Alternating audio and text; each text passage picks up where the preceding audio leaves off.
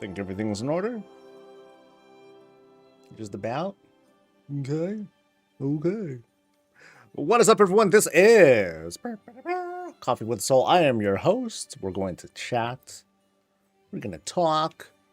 We're going to do some visits. We're going to look at what's on sale, because I typically buy the stuff on sale if I can. If they're good. They're not that good. Yeah, sorry, Blizzard, but whatever. Hope everyone's doing well. It is Tuesday. It is reset day, although realms are down over on the US side, I think. But regardless, we're here in the EU. We're going to be doing a round of visits. We're going to open up room for more visits the following week at 10 a.m. So that's just in about a little over an hour, around an hour and a half or so. I hope everyone's doing well. I don't remember much of... See, it's funny, like, I don't, like, prep notes or anything like that. When I, you know, especially for, like, the Tuesday streams, I'm like, oh, yeah. So what happened over the past couple days? Because I just kind of totally forgot. Just kind of, like, just kind of fell over my head. Like, I wasn't doing much. Okay, I was doing health stuff. I was doing health stuff and doctor stuff and yard work and all sorts of fun things. But I mean, health is okay. I guess that's the spoiler alert. Maybe I'll talk about that like a little bit more later. But I also happened to play WoW a little bit. That was something different. I managed to play the damn game for a little bit. I was mostly working on Undermine stuff. Because there's like all those reps that, you know, those cartel reps, I didn't really bother working that. And then I reminded myself, oh, that's right. The Mysterious Fortune thingamajig, you know, that gives a rep bonus. And then there's like the Darkling Fair on top of that. I'm like, you know what? I'm going to get on that and try to get some like bonus stuff. So I've been working that. And so I think I'll be able to hit Revered with Blackwater. Yeah. Yeah, I'll be able to definitely hit Revered with Blackwater. And then next week, I'm going to work on Venture Co. And I think that'll be it. For getting Revered, at least. I don't really care about hitting Exalted. That's just like, whatever. But yeah, I hope everyone's doing well. It's been a couple days since I've seen y'all. Oh yeah, that's right. I put out that one video. The, on Sunday. That's right. That whole thing.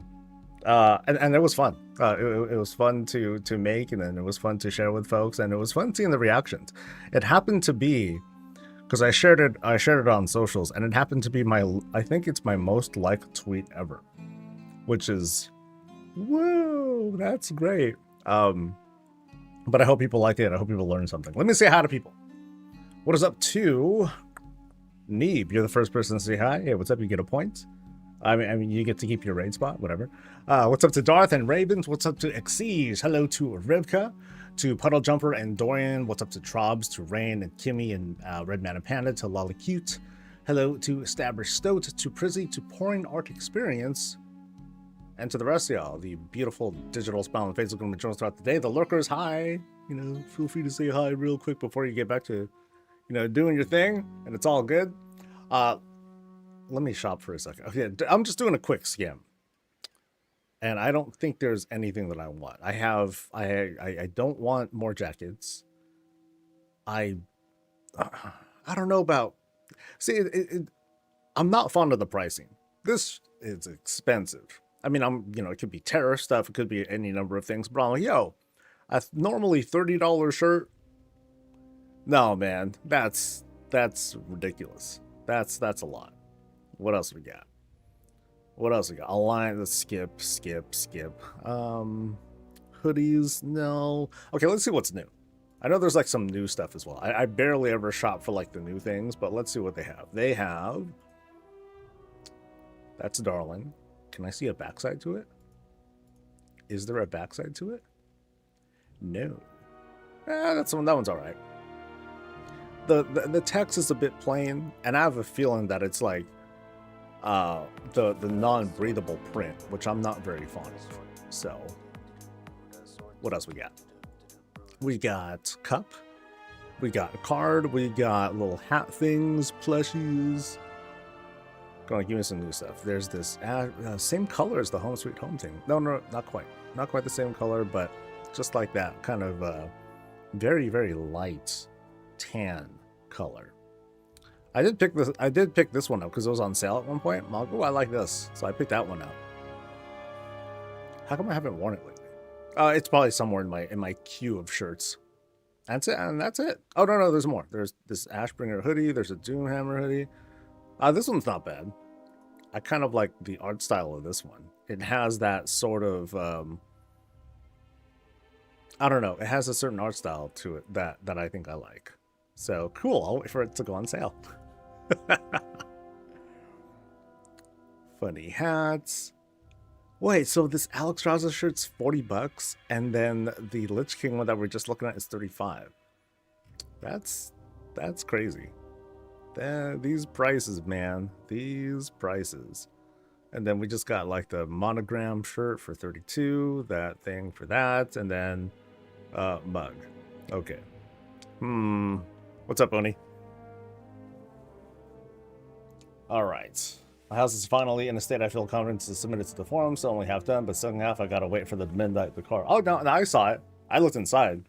Because I was looking to do a, I was looking to make a thumbnail for something recently. And I was like, oh, I need a thumbnail. Let me go to Fell's house. Because he has the whole setup. And so I was there, but then I thought, wait, no, let me do this instead. So I changed my mind. So it's not because your place sucks at all. But I did preview it already. Ha ha ha. It's very nice. Very nice. Female tuxedo woman, female. No kidding, right? I mean, that might be it. I hate. Well, at 10, in about an hour and some, I'm gonna open up the queue. So go ahead and sign up. Let me actually read chat for a change. How about that? There's not enough caffeine on the planet to get me going today. Nonsense. Did I check the European server houses? Oh, EU's up. Yeah, so I'm online right now, so I'll be able to visit. I mean, that's usually the plan. For those who are less familiar, when it's visit time, I'll go to the EU folks first, because there's fewer of them most of the time. And because like people sign up in a certain order. But I'll sort them through, and I'll just visit one region at a time, just so I don't have to be like, oh, let me reload the client again, and you know, I don't want to go through that flow. That's just kind of like goofy. But yeah, I choose the EU first because favoritism. Sorry, the ladies are just are very pretty over in the EU. Let's see. Also, at my house too later, I think. Right on. Yeah, whatever you like. Whenever y'all feel ready. It is all good. I so badly wanted to make the house floating, but the entire decor was going to have to be used to place rocks on the underside and look good, so I gave up. I mean, the Silver Moon thing is just like a huge footprint, right?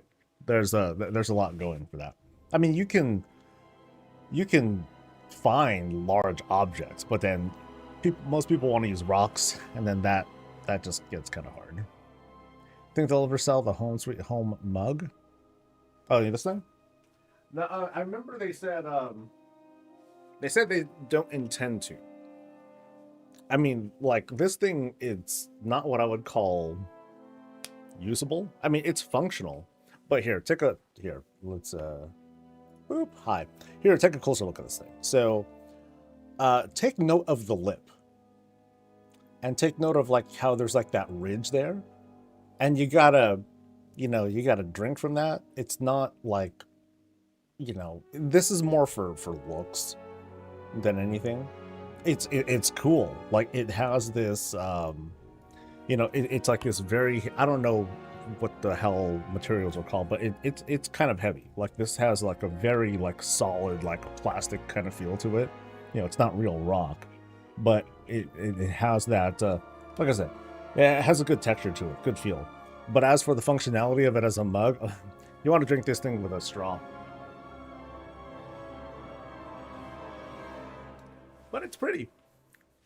It's something that you want to display more than you want to actually drink from.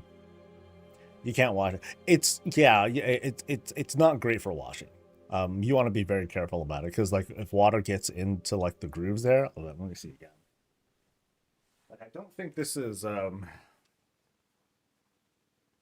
yeah, I don't think it's removable, which is bad because that makes it so okay, if water does get in here, then it's like, oh, you're gonna eventually start getting that kind of that moldy smell or something. You're like, oh, okay, this thing's done because you can't get it out. Yeah, well. So just let it sit. It would be cool if they sold it, though, just to, just to hang it up or something like that. I'm waiting for Blizzard to have pre-made homes like ESO and sell them for 2400 Hearthsteel up in the future.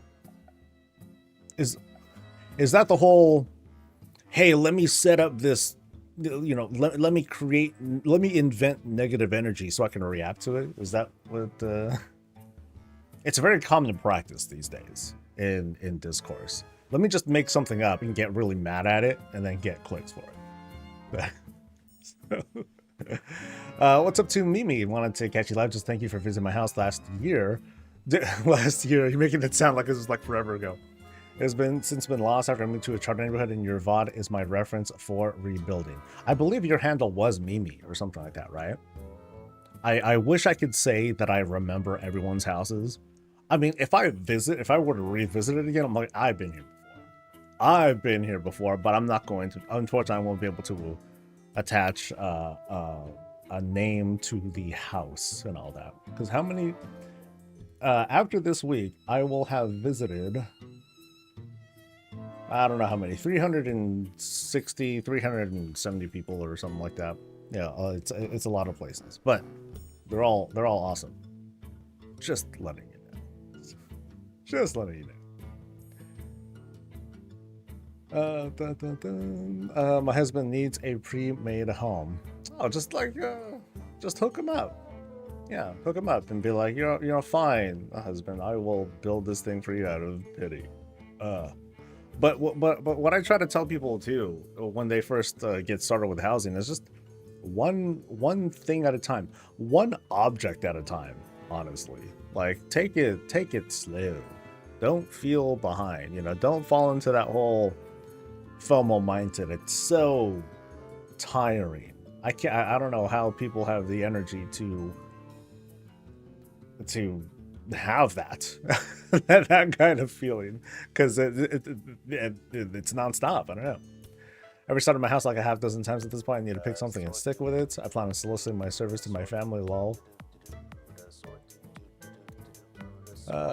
What's up to Baisky? Hey, how you doing? A lead drinking cup. Oh God.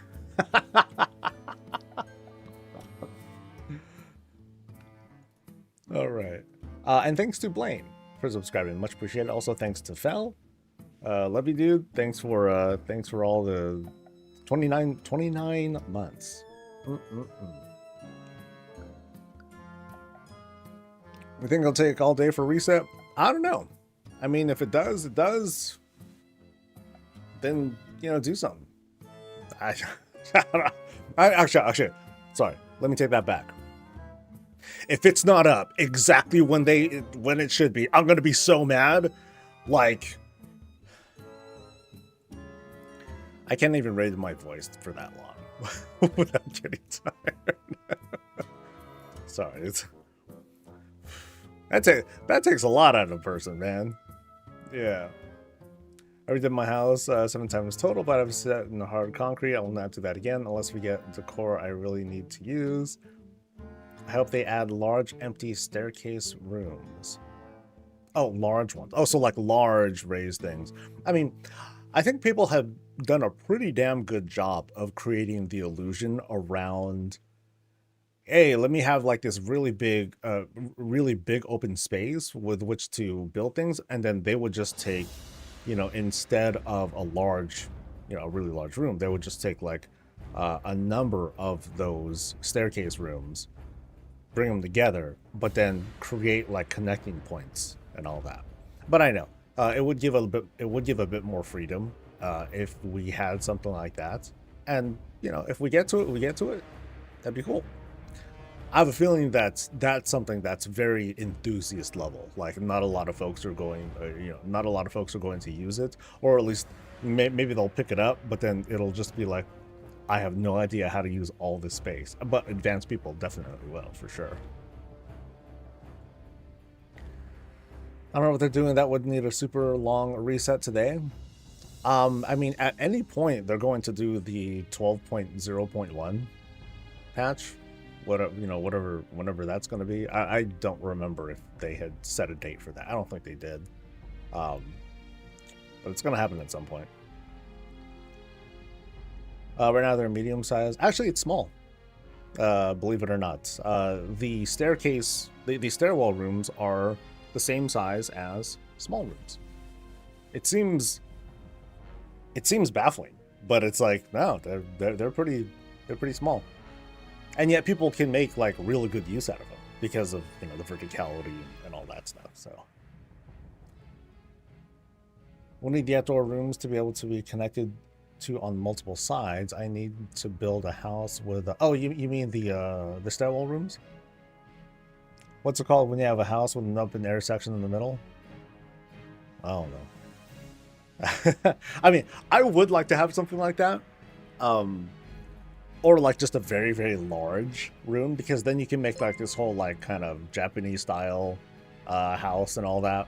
That'd be pretty sick. That'd be pretty cool. A courtyard. Yeah, sure. Waiting for a medium open staircase and a courtroom of a house. Now, folks have been inventive. We've seen, gosh, it was one place that I remember. They had like a little dojo sort of thing. Yeah, there was like a dojo, and then there was a courtyard in front of the dojo, and then there was like a market around it. I remember a place like that. I thought that was pretty awesome. And that pulled off that whole like kind of sort of Japanese style pretty well. Without having the actual decor on it, but it's pretty sick. I just want staircase rooms with more exit and door locations instead of just one on each floor. Yeah, that one. I mean, that one does feel restrictive, in both senses. Like right now, like only having like the one door, in that feels kind of crummy. But at the same time, you could always just make your own too. You could just make your own empty room and then do what you want. But also, if they did, if they did allow like another entryway, that would help a little bit. But then it would still feel kind of restrictive, because it's like, oh, well, what if I want a door back there under the stairs that leads to a thing? The answer to that would be, well, just make your own room. But it's like, no, I want a pre-made room. But I want to save on my budget, right? So that's kind of the the whole thing with having unlimited wants. Of course, someone's going to be like, okay, I really need to have like this particular thing. And then like 11 other people are like, well, I want to have this particular thing. And then everyone will simultaneously say, it's a high priority, Blizz, and it's like, what do we do? What do we do? The grass got fixed though. I believe so, yeah. Copy paste goes will kill housing creativity. I mean, it will in the sense, it will on an individual basis, but I also don't want to judge people for if they want to just have a service done for them either. Yeah. Like, I was talking about this last week, or hell, I talk about this regularly. If and when they do the copy paste thing, and the import export, actually more like the import export, when that becomes a thing, I know that I'll feel pretty discouraged when I start seeing like the same things, like I think it was the coffee machine from last week that I brought this up with. Like if I see the exact same thing pixel for pixel, it's going to start feeling less and less special. Now, if I see someone's rendition of it, it's like, ooh, I put it together, but I did like a couple things to it, but I made it on my own. To me, that's worth looking at. and I'll take a longer look. And I'm like, oh, let me see what they did for it, because it's their original thing. But if it's just like something that they just imported from a website or paid someone's Patreon to get the code or something like that, and then I see it, I'm like, oh, okay, there's that one thing, and then I'll move right along. Because I don't think I would feel very comfortable with being like, ooh, here's that one coffee machine, it's really awesome. Go to this link and download it, or go to this Patreon site so you can pay for it. That does not make me comfortable. So I probably just wouldn't mention it, even if I knew it.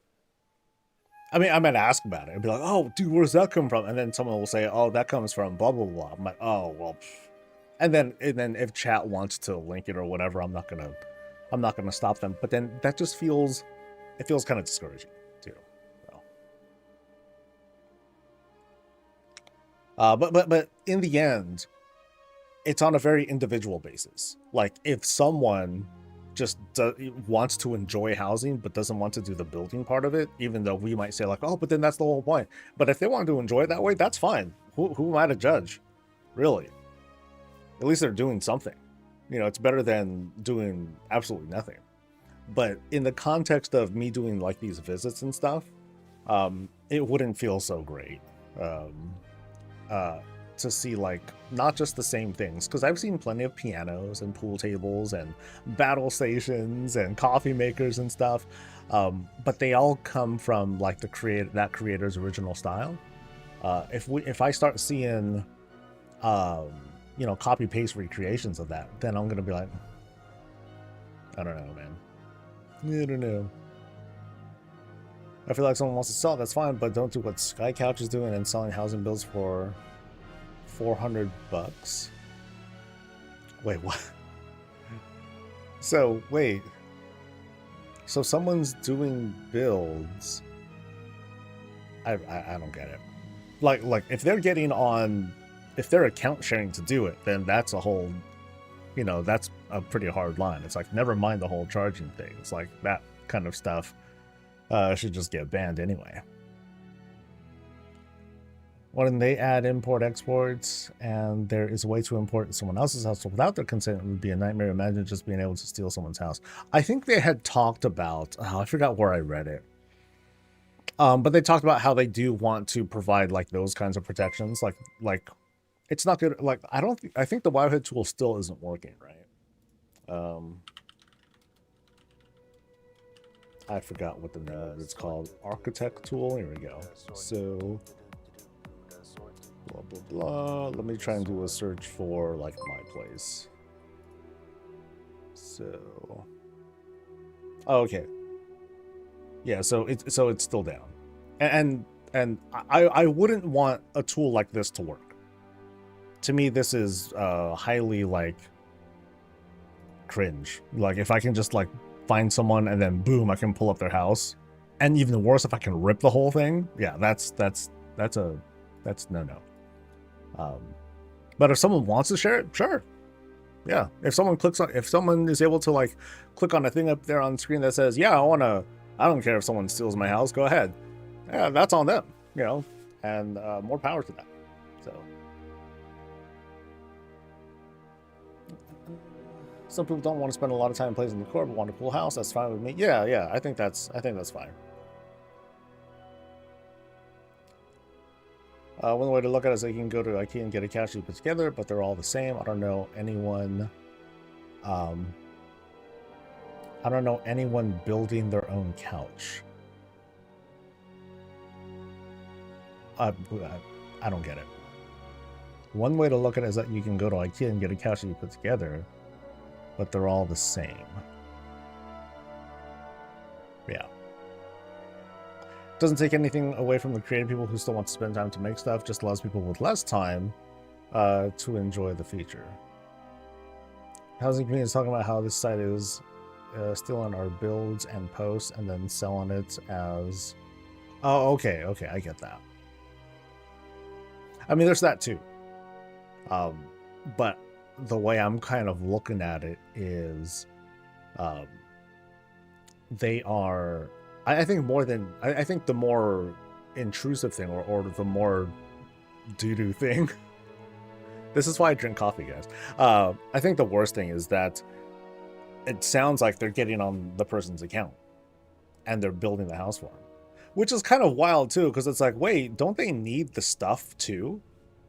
Like, they need the actual items and all that. So I guess they just use like easy to acquire items in order to create like some of these builds.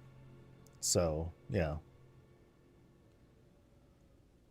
But yeah, I mean, if someone, like, I'd say if someone is sharing their house on socials or on like those sites, honestly, that's fair game. If someone's going to copy that, then they copied it. Like, I don't think that's something you can necessarily protect, unfortunately. I mean, we would judge them, right? But I don't know how to enforce something like that. Aside from like the ostracization and like just like talking shit. Imagine the drama of, hey, can I have the code on your couch? Yeah, just don't share it. Yeah. I mean, that's an individual thing though, Fel. You know, I think that's that's an individual, like, hey dude, don't, you know, you're a shitty friend, that sort of thing. But that to me, that's more isolated. Even if someone rips out house design, they have to have all the available items to make it work properly. What are the odds of that happening? That's against TOS going on someone's account. Yeah. Well, that's the thing. They're just breaking TOS. So if they get caught doing that, then they're screwed. And you know, people just have to report that. Thing is, though, it's kind of hard. It might be kind of hard to report that because the person is like by themselves. They're offline. Or I'm sorry, they're not in a group with anyone. They're just like doing their thing. Now, the time is going to come when we can give other people permission to build the house as well, and then that opens a different door.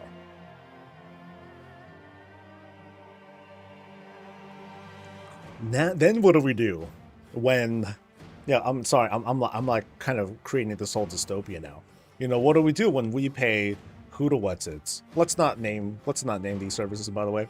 You know, what do we do when you know, you ask those services to come in? Hey, can you build me like this thing that you advertised on your site, even though it's like someone else's like original layout and creation and all that stuff. Or even worse, like if someone does manage to get a code from someone, and then they just happen to post it, and you know, I have this code, I'm just gonna sell it and see who happens to buy it, because now I have this code. Now it's mine, and I'm going to try to see if anyone wants to have me build this thing for them, or copy paste or whatever. So, you know, there's all sorts of there's all sorts of snowballing that can happen, and we'll just have to like kind of get to it when we get to it. Well, the services need to find. Yeah, they would need to get the core as well. It's like, okay, so actually, you know, when it comes to the cost, it's like, okay, if some of the builds require getting like the BFA meta, and it's like, okay, I'm paying all the service, and then they do everything to get the meta, then it's like, oh, that feels like kind of a bargain. I'm not trying to encourage that though. No, not at all. Not at all. Okay, so I'm gonna saunter my way over. We'll get started pretty soon. Starting with Ferromats. But first, we'll just keep chatting a bit.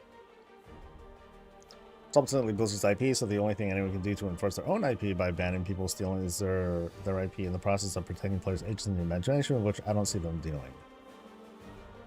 No, because ultimately, like, they're sharing, it's all still WoW stuff. So I feel like that would be a separate issue. I think the best thing that WoW can do is do their best to try and protect, you know, is when this whole import-export thing happens, it's going to be up to Blizzard to try to protect that as best they can. I don't know how they would do it. It's just a matter of like how they set up these tools. If it's just a plain ass code, then that's going to be tough, because that code can possibly be reverse engineered and then, you know, just kind of taken as like someone's thing. Now, if it's something that's encrypted, that might be different, because if it's encrypted, it might be possible to have the owner of that code to also kill it. So I'm making stuff up, okay? But imagine this. Imagine this. So I make a house, and hey, there it is. That's very cute. I make a house, and then I make this whole export code sort of thing, and then I share it. But that code is designed to only be shareable to people who I send it to, because it goes to their email or something. Or this code can be copy pasted once. You know, we've seen that with like other things.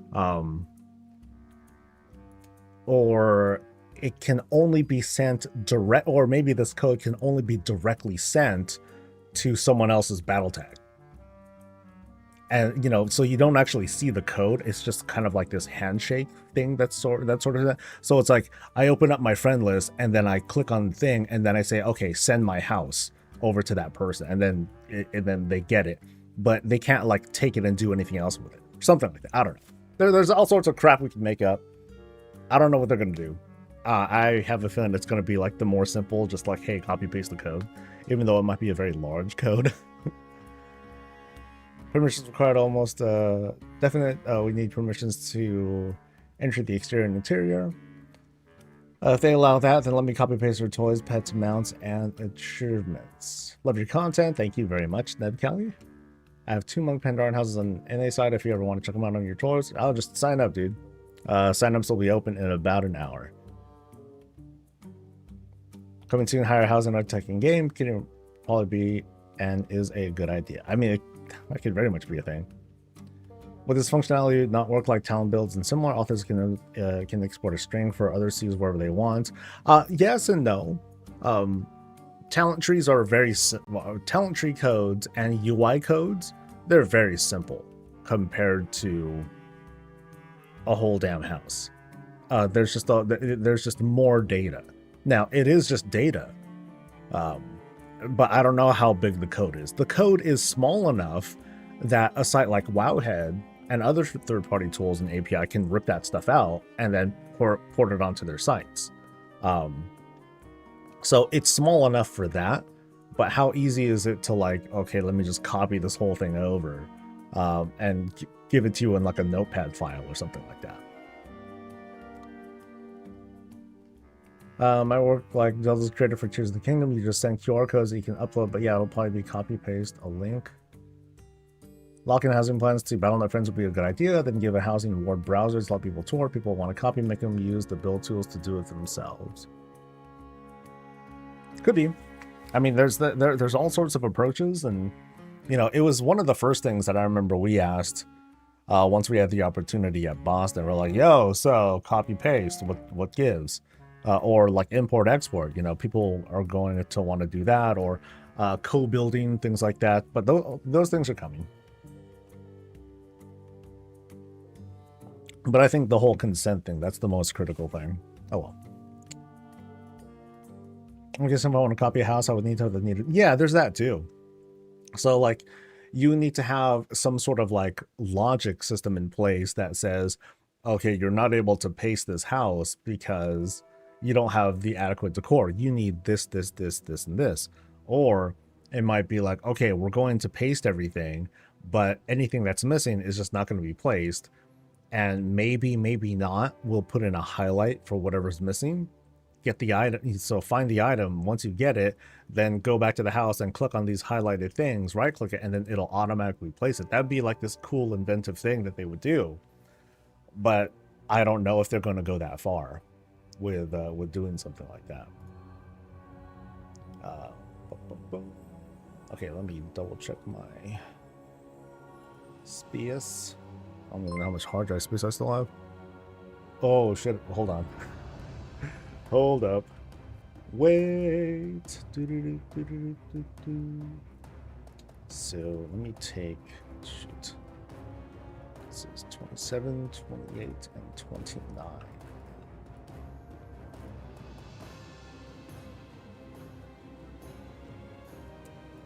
Yeah, before I start, let me free up some hard drive space. Yeah, that'd be smart. Dude, it's always something with me. It's always something with me. It's gonna do how they would do it. I mean, it's easy to say it. It's easy to say that. But as for implementing something like that, oh, that'd be a fucking nightmare. Because yeah.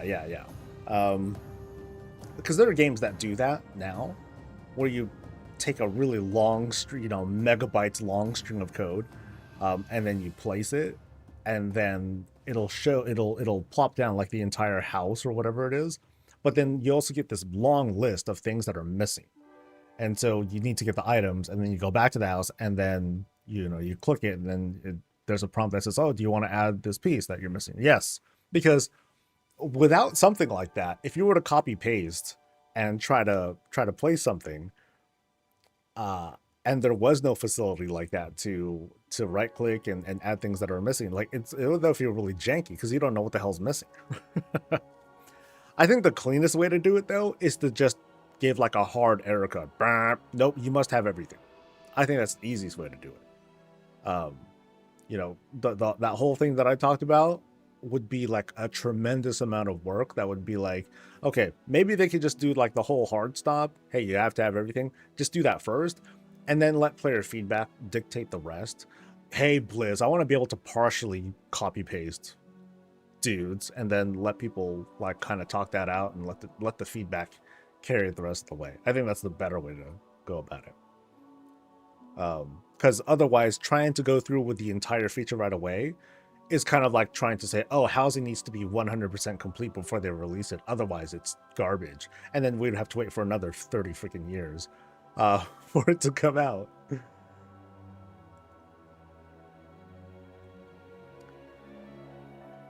It'd be interesting to have them. Yeah, this will be about 3 minutes. It'd be interesting to have them have code construction interface so you can put in said code and watch it assemble in a separate window, then wait and watch it assemble, then have an area where we can add dies to the code. Okay, that's wild. That's the kind of thing that you would see in a separate game when they're building it from the ground up. That's tougher here. You'll probably only be able to save so many creations, kind of like how you can only save X many talent loadouts. I really do enjoy the create your custom house part. It's neat, lets people be creative. However, just kind of missed that upgrading garrison feels. Just wish there was a default castle setup, kind of. I guess, but it's like people will define that differently. Would people be happy with the default? Like, this default sucks. So of course you can customize it. But I think that's kind of the reason why, for the most part, it's an empty place. Could you not protect your house by adding some random hard item to collect or a store-bought item if you needed all the items? I mean, if someone wants to, well, why would you want to protect your house? If you're sharing it, then you're not protecting it, right? That means you intend to give it to people. Yeah, so I'm not quite sure what the intent is there. I think people who copy houses are likely to deviate with their own ideas throughout the build, and those who don't probably aren't engaging with housing.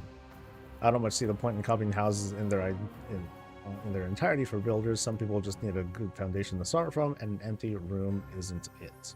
Maybe not. I mean, I would be kind of cool with, like, to me, the thing that I would want to copy, honestly, if I'm going to copy anything, it would be like the general layout of a house, followed by like if there's like different walls and rocks that are set up to create like the whole pathing and everything. So like my idea of import export is more or less the room layout plus platforms and walls that are being put up. I don't care about um a, a piano, you know, that I care less about. For me, the layout is like, some layouts that I've seen are very, very cool, and I'm like, oh, this looks so good. And no amount of effort would allow me to make something like that, because it's just way too cool. I do not have the imagination for that. Oh yeah, that's right. Ashes of Creation is dead. That was news. I don't know how that just kind of came up. I'm still waiting for this transfer to go through, so sorry for those who are like waiting for me to like kind of get on with it. But I only have 1, 2, 3. I have 7 visits for today, and we're just doing the 7. It's not going to be like a long stream. I'm still working on profession videos, and let's see, where am I at right now? I know I have the list. Here we go. Here's the list. So here's the list so far. So next, I just did jewel crafting today. Next is probably, actually this week is probably going to be inscription and leather work. So I'm going to do that. I'm going to do these 2 this week, and then these 3 for the last week. So let me actually put that in order. So this is kind of like my goal. So week of the 3rd is going to be this. Week of the 10th is going to be all 4 of these. So that will make it so the week of the 17th, I'm still going to die. I'm still dead. Yeah, week of the 17th, I'm still going to be like dead. The week of the 24th, that's launch week. Early access starts Thursday, and I'm dead there. And then the week afterwards is the general launch, and I'm dead again. I think the 10th. The week of the 10th. So in a little over a month, in 5 weeks, I might be able to rest. I might be able to rest for a little bit. Woo! AOC rug pull. Yeah, that sucks. Like I didn't pay a thing for it, but I was like seeing like a video every now and then about the progress. I'm like, oh, it's getting there. It still needs a lot of time to cook. I think the problem with I'll read chat in a bit. I hopefully won't fall too far, but I don't know why this transfer is going so slow. Like I think the problem these days is developers, they're trying to make a full MMO right at the start, and that's hella not good. Like they did what, early access for Ashes of Creation with like all these ambitious things that they wanted to try and do. It just felt like they were trying to do too much at once. You know, and I'm trying to just look at this from a not cynical, not scammy point of view. I think that's just tough to do, period, especially for like Western studios. And hell, making an MMO under a Western studio is just really expensive. Whether it's here in the United States or Europe or whatever, like, frankly, people, it just costs more labor-wise, and it's just cheaper to make an MMO. It's cheaper and it makes more money, unfortunately, to make an MMO based on like China or Korea or whatever, because the audience, one, labor's cheaper, and 2, the audience is totally cool with microtransactions. So, and that's something that is like kind of the opposite of around here. No, people here, they want to get, you know, they need to get paid, understandably, but also gamers don't want to pay any microtransactions. I see the joke often. It's like, you know what gamers really want? You know what would make them really happy? They want an MMO that has no box price, that has no subscription price, that has no in-game store, that's not pay to win. It's like, it's like gamers. Some gamers, they just want companies to just give us content for free. Or hell, if they can get away with it, they would pay us to play their game or something like that. It's pretty wild. I'm not saying one's better than the other. I'm not saying that we should have microtransactions and all that stuff all over the place, but you know, I'm just speaking against that very extreme side of things. Do you have to run a raid multiple times to get multiples of pieces you want, like the candle rack from Crucible of Storms, or is it a vendor? Sometimes, yes. Sometimes yes to all those things. So it's the whole variety of things. That's the cool and terrible thing about what WoW does, is that nothing is sacred. It's like, hey, you want, there are things you can get from the shop. You can get things from grinding. There's stuff that's RNG, off a vendor, off a rep thing. It's given to you, from the trading post, and so on.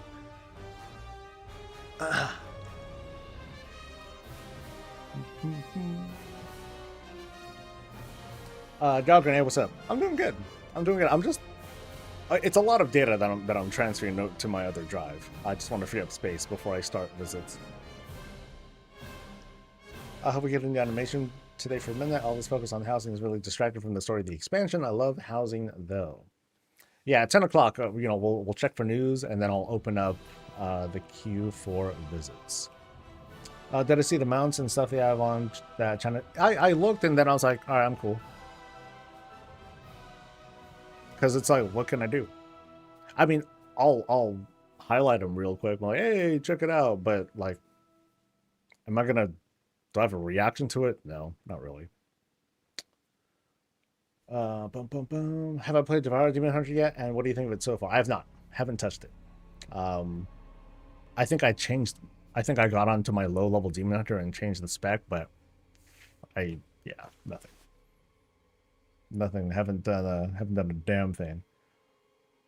200 devs with several $1 million a year in salary alone was never going to go well for an indie studio that only had 2 investor injections. They'd probably been bankrupt for a year before this. I mean, it was just kind of like odd to be like, okay, you're like, these guys are super monetizing during their alpha period. They were selling all sorts of stuff, and it's like, damn, are you that hard up on cash? Which again just speaks to how expensive it is to make an MMO period. Like beyond like the heavy hitters, I don't think they're going anywhere. They're just gonna stay big. WoW, Final Fantasy, Guild Wars, WoTor, and like some of the others, like they're gonna stick around. I think the future of MMOs is going to be like, smaller scale stuff. It's not like the whole persistent world. I don't think it's going to be a viable thing for new for new MMOs to have.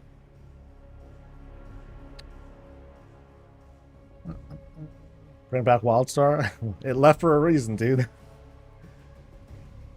Yeah, I'm sure people liked it. Okay, we're good. I'm sure people liked it, but it went under for a reason, unfortunately.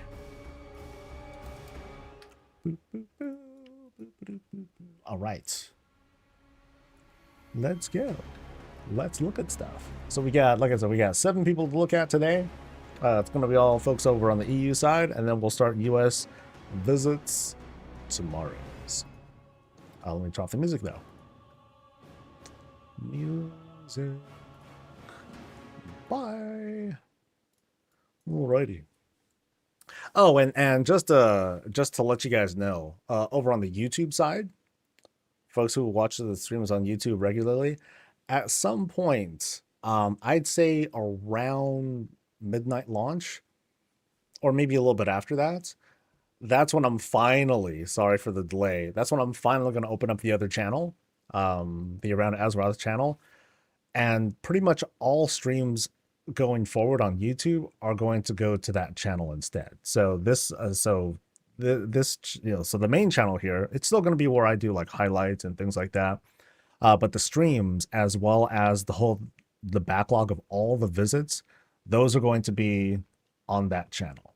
So that's like a month from now. So I'm gonna announce this every now and then as we go. Do I really like Taylor Swift? Yeah. I'm not the kind of fan who's gonna like go to the concerts and all that stuff. I don't have any of her swag or nothing like that, but I listen to her stuff. Although this album was not great. So I'm not a sheep kind of fan, all right? All right. All right, this is Fermat's place. We're over at Founders, and we got a cave ahead of us. Although they did kind of dress up the cave a little bit to make it not feel as empty. We got tree, we got a little bush thing, we have some greens right around it, and we have the obvious entrance. But let's do a quick jog around, see if there's any other interesting sights as we approach the spot. Like, oh, there's a sheep. It's not their sheep, but it's a sheep. So maybe it's a friendly place. Friendly enough for a sheep, right? So let's head on inside. Actually, let me check the top real quick. Anything interesting up there? Just more greens. You know, just to try to make it look like a convincing spot.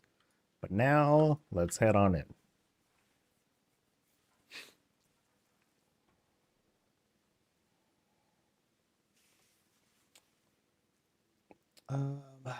Been enjoying your visits lately, highlighting all the housing concepts. Do you have something you look at for in particular? No, nothing that I really look for. I just kind of like be like, ooh, check it out. That's how it usually goes.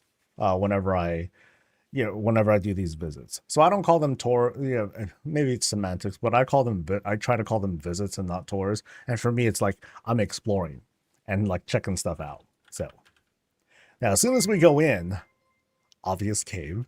So let's check on inside. Oh, interesting. So they set up just kind of like this makeshift like plank as the actual door. All right. Now we go in and we can see like this kind of highlights some of the difficulties with constructing a cave sort of setup. So you see a lot of the flat structures being used, a lot of the flat boulders, with like the occasional like rounded boulder to help set things up. And sometimes we'll see like very, very closed off caves. In this case, this one's a bit more open, which leaves a lot of room to like add different sorts of decor and like breathability. So like, for example, we have the cool hot tub that they set up over here, but then they skimmed it with the rocks as well. So that way it's not like an actual hot tub. It's more like just the kind of this natural hot spring with the light coming down from the opening over there, which is nice and cute. So it's like, it makes for like a good, pretty shot right over there. What a way to entrance you into the house. Hot tub. Boom. Now we also do have like the trees that are down here, so it kind of gives that underground sort of feel, like as if these are like the roots of like a tree that's up above. And we did see big trees as we were approaching the house. So I guess this is also kind of like the living room of sorts, because we have this sort of makeshift fireplace that they set up down here. Little place to sit, have a couple of snacks, as if it's like so convenient for them. And there's also some greens that are coming down from here too, which is cool. So it has that whole sense of, yes, it's definitely a cave house, but it's also something that is livable. There's a sense of life inside here. And then over here, like Zaltath saying hello. Hi. Hey, what up? That's kind of creepy, actually. I admit that's kind of creepy. And I think this is it. I think this is the house. The budget that was spent is a mere $490 that was spent here. But I like this. It gives a good example of what's possible with a low budget. Nothing crazy. Nothing stupendous. There's no secret engineering thing or a garage with a rocket ship in it or nothing like that. It's just like, hey, here's a cave that I discovered. And then I just kind of chiseled some stuff out, made some space for myself to like sleep. Like here you are chilling with Reptar, enjoying a book. That's a huge bearskin. It's like this big. That's kind of crazy. But yeah, it's just a lived in place, complete with their own bathtub. Cool. Yeah, I appreciate this. Mouse, hey, what's up? What's good? Nice, quick, cozy create. Yeah. So I think this is a good, like I said, it's a good example of not exactly a quick setup. There's the whole question of like, setting up the layout and everything, but it's a good example of, again, using a low budget to create a successfully convincing place. Yeah, cool.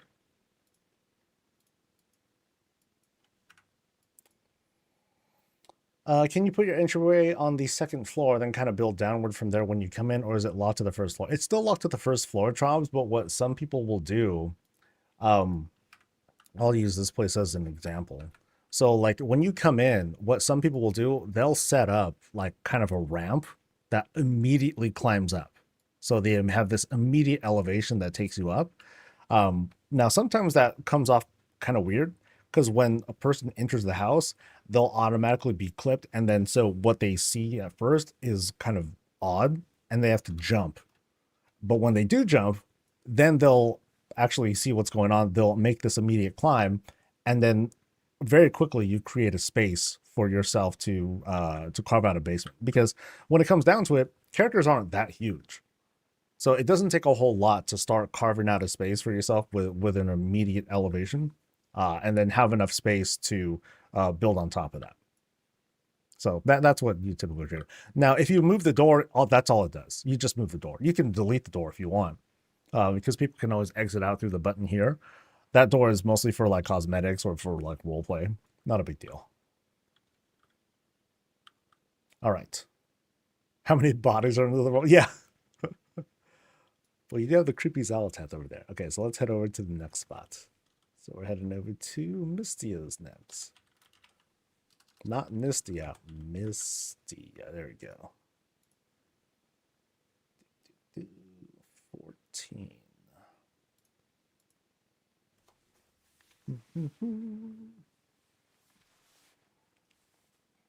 No, the ceiling light's great. Nice and simple. And effective, you know. Now, interesting use of the blue light. Some people like to use the yellow light from the Paladin book, but I don't recall if there's an actual requirement for the Paladin book. I think there is. For the moonlight, I'm not as sure. Looking forward to seeing you. All right, because we're here. We made it. Yay. All right, so wait, is that theirs? Oh, no, they just have mushrooms out now. Okay. Cool.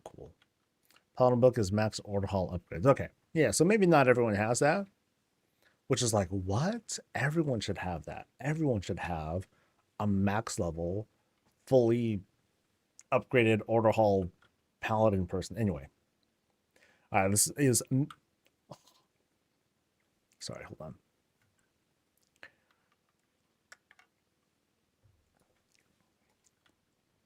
All right, this is Mystia's place over at Founders. By the way, we're over on the EU side, so it's getting a little dim out. All of a sudden, the rain also started coming in too. Kind of a bummer. Oh well. We do have this very nice entrance that to lead us in. Now, interesting. At first, I was thinking this is the trellis that you get from, oh boy, what's that dungeon? Priory, I think, where it has like this big overhang. But they made their own. They're like, no. I'm gonna make my own sort of dealy, complete with the goblin string lights and a little bit more greens to just kind of make it their own sort of thing. That's cool. Yard looks semi-closed off. We have this, is it a tree swing? I think it is meant to be a tree swing, but it's too big. It just kind of like landed on the ground. Unfortunately, it was too ambitious, perhaps. Maybe that was the thing. A bit ambitious of a project. They're like, oh, we actually can't get it to hang, so we'll just make it a bench instead. We'll just leave the lights there. It's no big deal. Let's jog around. Check out the overhang. They did a really good job of fusing the overhang with the side of the house to kind of extend things out. You know, nothing too crazy over here, just like a chair to like enjoy some coffee or tea or whatever beverage it happens to be. But nice little attachment there. They made the planter smaller. Usually I see this thing be huge as heck. And then I think there's like this new mound of dirt that we've been able to get from Endeavors. And so now we have this kind of like overgrown kind of planter setup. And there's the boss of the house, I think. Hey, what's up? Yeah, I think we need to shovel some of that stuff in the side there. It's all good. It's all good. Oh, they even have a little tree house set up here. Let's go up here real quick. So up here, oh, okay, so they just have this nice little elevation and a cool view. I usually look out towards the bay and everything, or towards the houses, but I never really like paid much attention to like the waterfall that's on the side there. I don't think there's other places where well, I'm sure over there you can maybe get like a good view, and there might be a plot there. But then this is a good shot of it. I like that. Now we drop down some. Let's check out the greenhouse over here. Now this one's been embiggened, unlike the other one, unlike that on the other side. So now we have this platform set up. What do we have here? Actually, it looks like it's the beginnings of like this greenhouse up here in this elevation. So we climb up, hop onto this. Oh, no, no, no. It's actually just like this cool kind of like roofed spot. Now it must be warm in here too, but it's all good. So it's kind of like their version of like, oh, you want to climb up there out in the open air? Cool. But then it's raining right now. So might as well just hang out here under the shade a bit and enjoy the view. I like what they did with having kind of a, it's kind of a flower box they have set up there too. Pretty neat. Some greens there to decorate the back. And then now, dude, they did a lot with this outdoor spot. They did a lot with the available budget, because now we have this whole separate eating area. All the things we need to like set our stuff up. We have a barbecue grill. That's how I'm looking at it. Right on the side, stuff's ready to go. We got some coffee to enjoy as well. Excellent. I like this. This is. I'm hoping that's what's happening here, because I see a barbecue grill. And then right up here, the boss is enjoying a bit more tea. A little snacky. Cool. Very neat. Yeah, it's nice and festive out here. Good use of the budget. And we're still not done. We have like a small porch that is set up on the side here too. Folks love tea over at this place.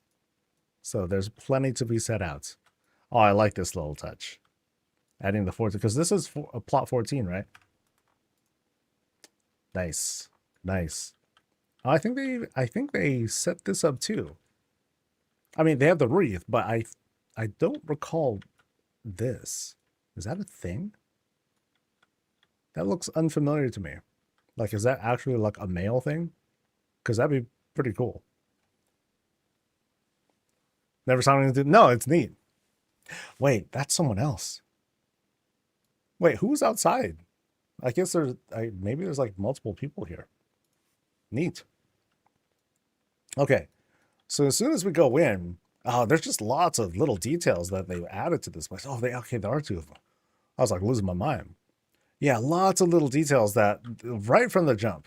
So we can like already like set the mood. I think that's the armillary right there, because now that I finally have of my own, I can identify it. But here on the side, stuff to lay down and books on the side. Oh no, they dropped the pillow somewhere. But no, I love the detail here. Very bright, very festive.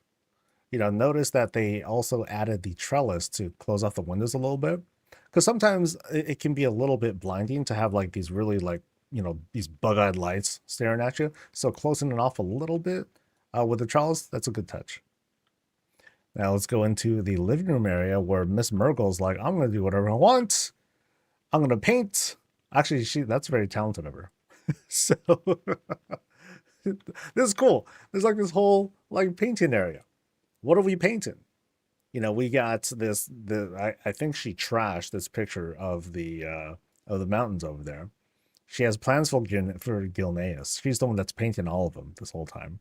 And then we have like all these little setups. We have a little heart right there, plants, roses. This is neat. Very detailed. To have like this sort of action shot of, again, Murgle's doing stuff. We have like this easel with some spilled paint. Like, she's just a terror. And then there's artwork that was worked on. It's like, okay, I'm done with this stuff. Let me put some other stuff up instead. That's cool. And then check out how this is framed. We're using crates, barrels, picture frames, more crates. I believe that's like the top of a table or something like that. Very, very creative. I think the Gilneas thing, I think that's another painting they just kind of flipped on the other side, or that might be a table for all I know. And then they just slapped the Gilneas map right on there. And then over here, it's nighttime. So, you know, daytime over there, whatever. Nighttime over here. Oh, I like this shot. Very cozy, very romantic. Nothing says romance like cracking open lobster for your loved one. Like, yo, babe, you want the claw? Just like, and then I'm terrible. I'm like my wife like gives me so much crap because I'll be like, okay, I'm like I'm cracking stuff, and then I'll put a big old thing in my mouth and I'll just crack with my teeth. She'd be like, dude, stop it, because one day I'm gonna mess up my teeth doing that. I'm like, okay.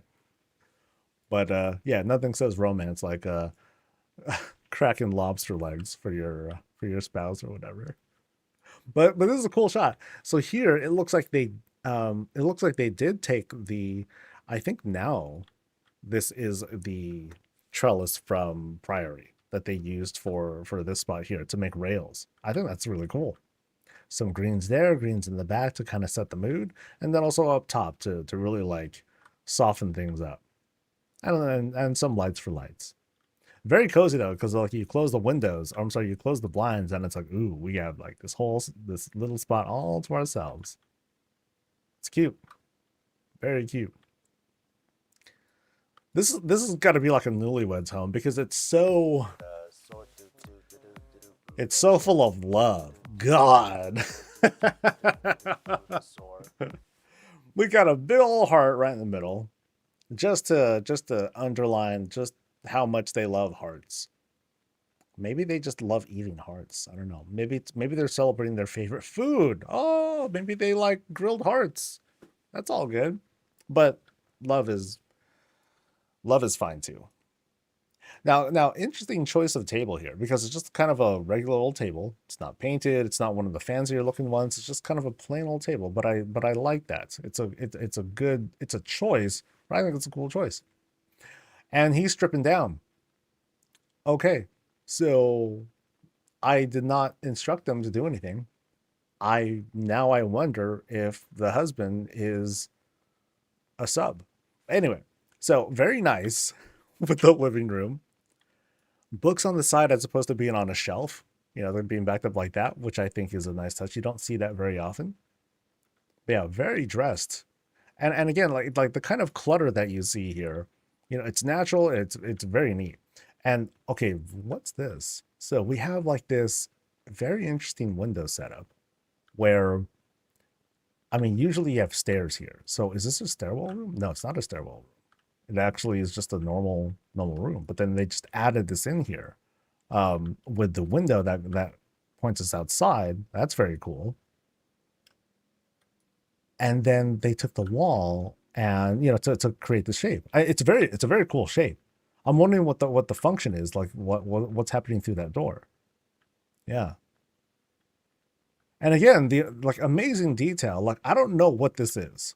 It's just a thing. It's just a rug and a and a pillow on top of it. But it's like, oh, that's kind of neat. Just as a wall decor. Cool. Additional wall shelves with like other pretty stuff. See, there's like the minified good version, and then the jacked up version. Sorry, Miss Merle. Right back there, like good going. Yeah, really good layout of stuff. Or just like, you know, you have like this like, you know, small little corners that are carved out, and it's like, ooh, and they just do a bunch of stuff. Is that a hat? It could be, oh, you're right. I think it is a hat. Ah, brilliant. Brilliant. Yes, I think you're right. It is a hat. Very good. Better than me, for sure. And then right inside, we have this kind of private piano spot, which is kind of unusual. Usually you want to have it like kind of out in the open because otherwise like it gets really loud in here and echoey. The acoustics might bounce a little bit funny. Yeah, neat setup that we have here. Yeah, to have like this kind of private spot. As for the piano itself, they did this pretty clean. Yeah, I think they did a really good job of setting up the lines and everything. But we do have like, you know, beam, leaning book. Not pedals there. I think these, oh, those aren't doors. Those are, I'm not sure. They can be many things, but that many things that can produce that sort of shape. But in this case, they're not doors. They might be. I don't know if they're paintings or not. But again, it could be a lot of things. All right. So let's back up a little bit. So let's admire this living room one more time. Yeah, like I said, lots and lots of details that went into this spot. We just looked at one room so far. So let's move ahead. And what do we have here? We've got fancy schmancy dining table.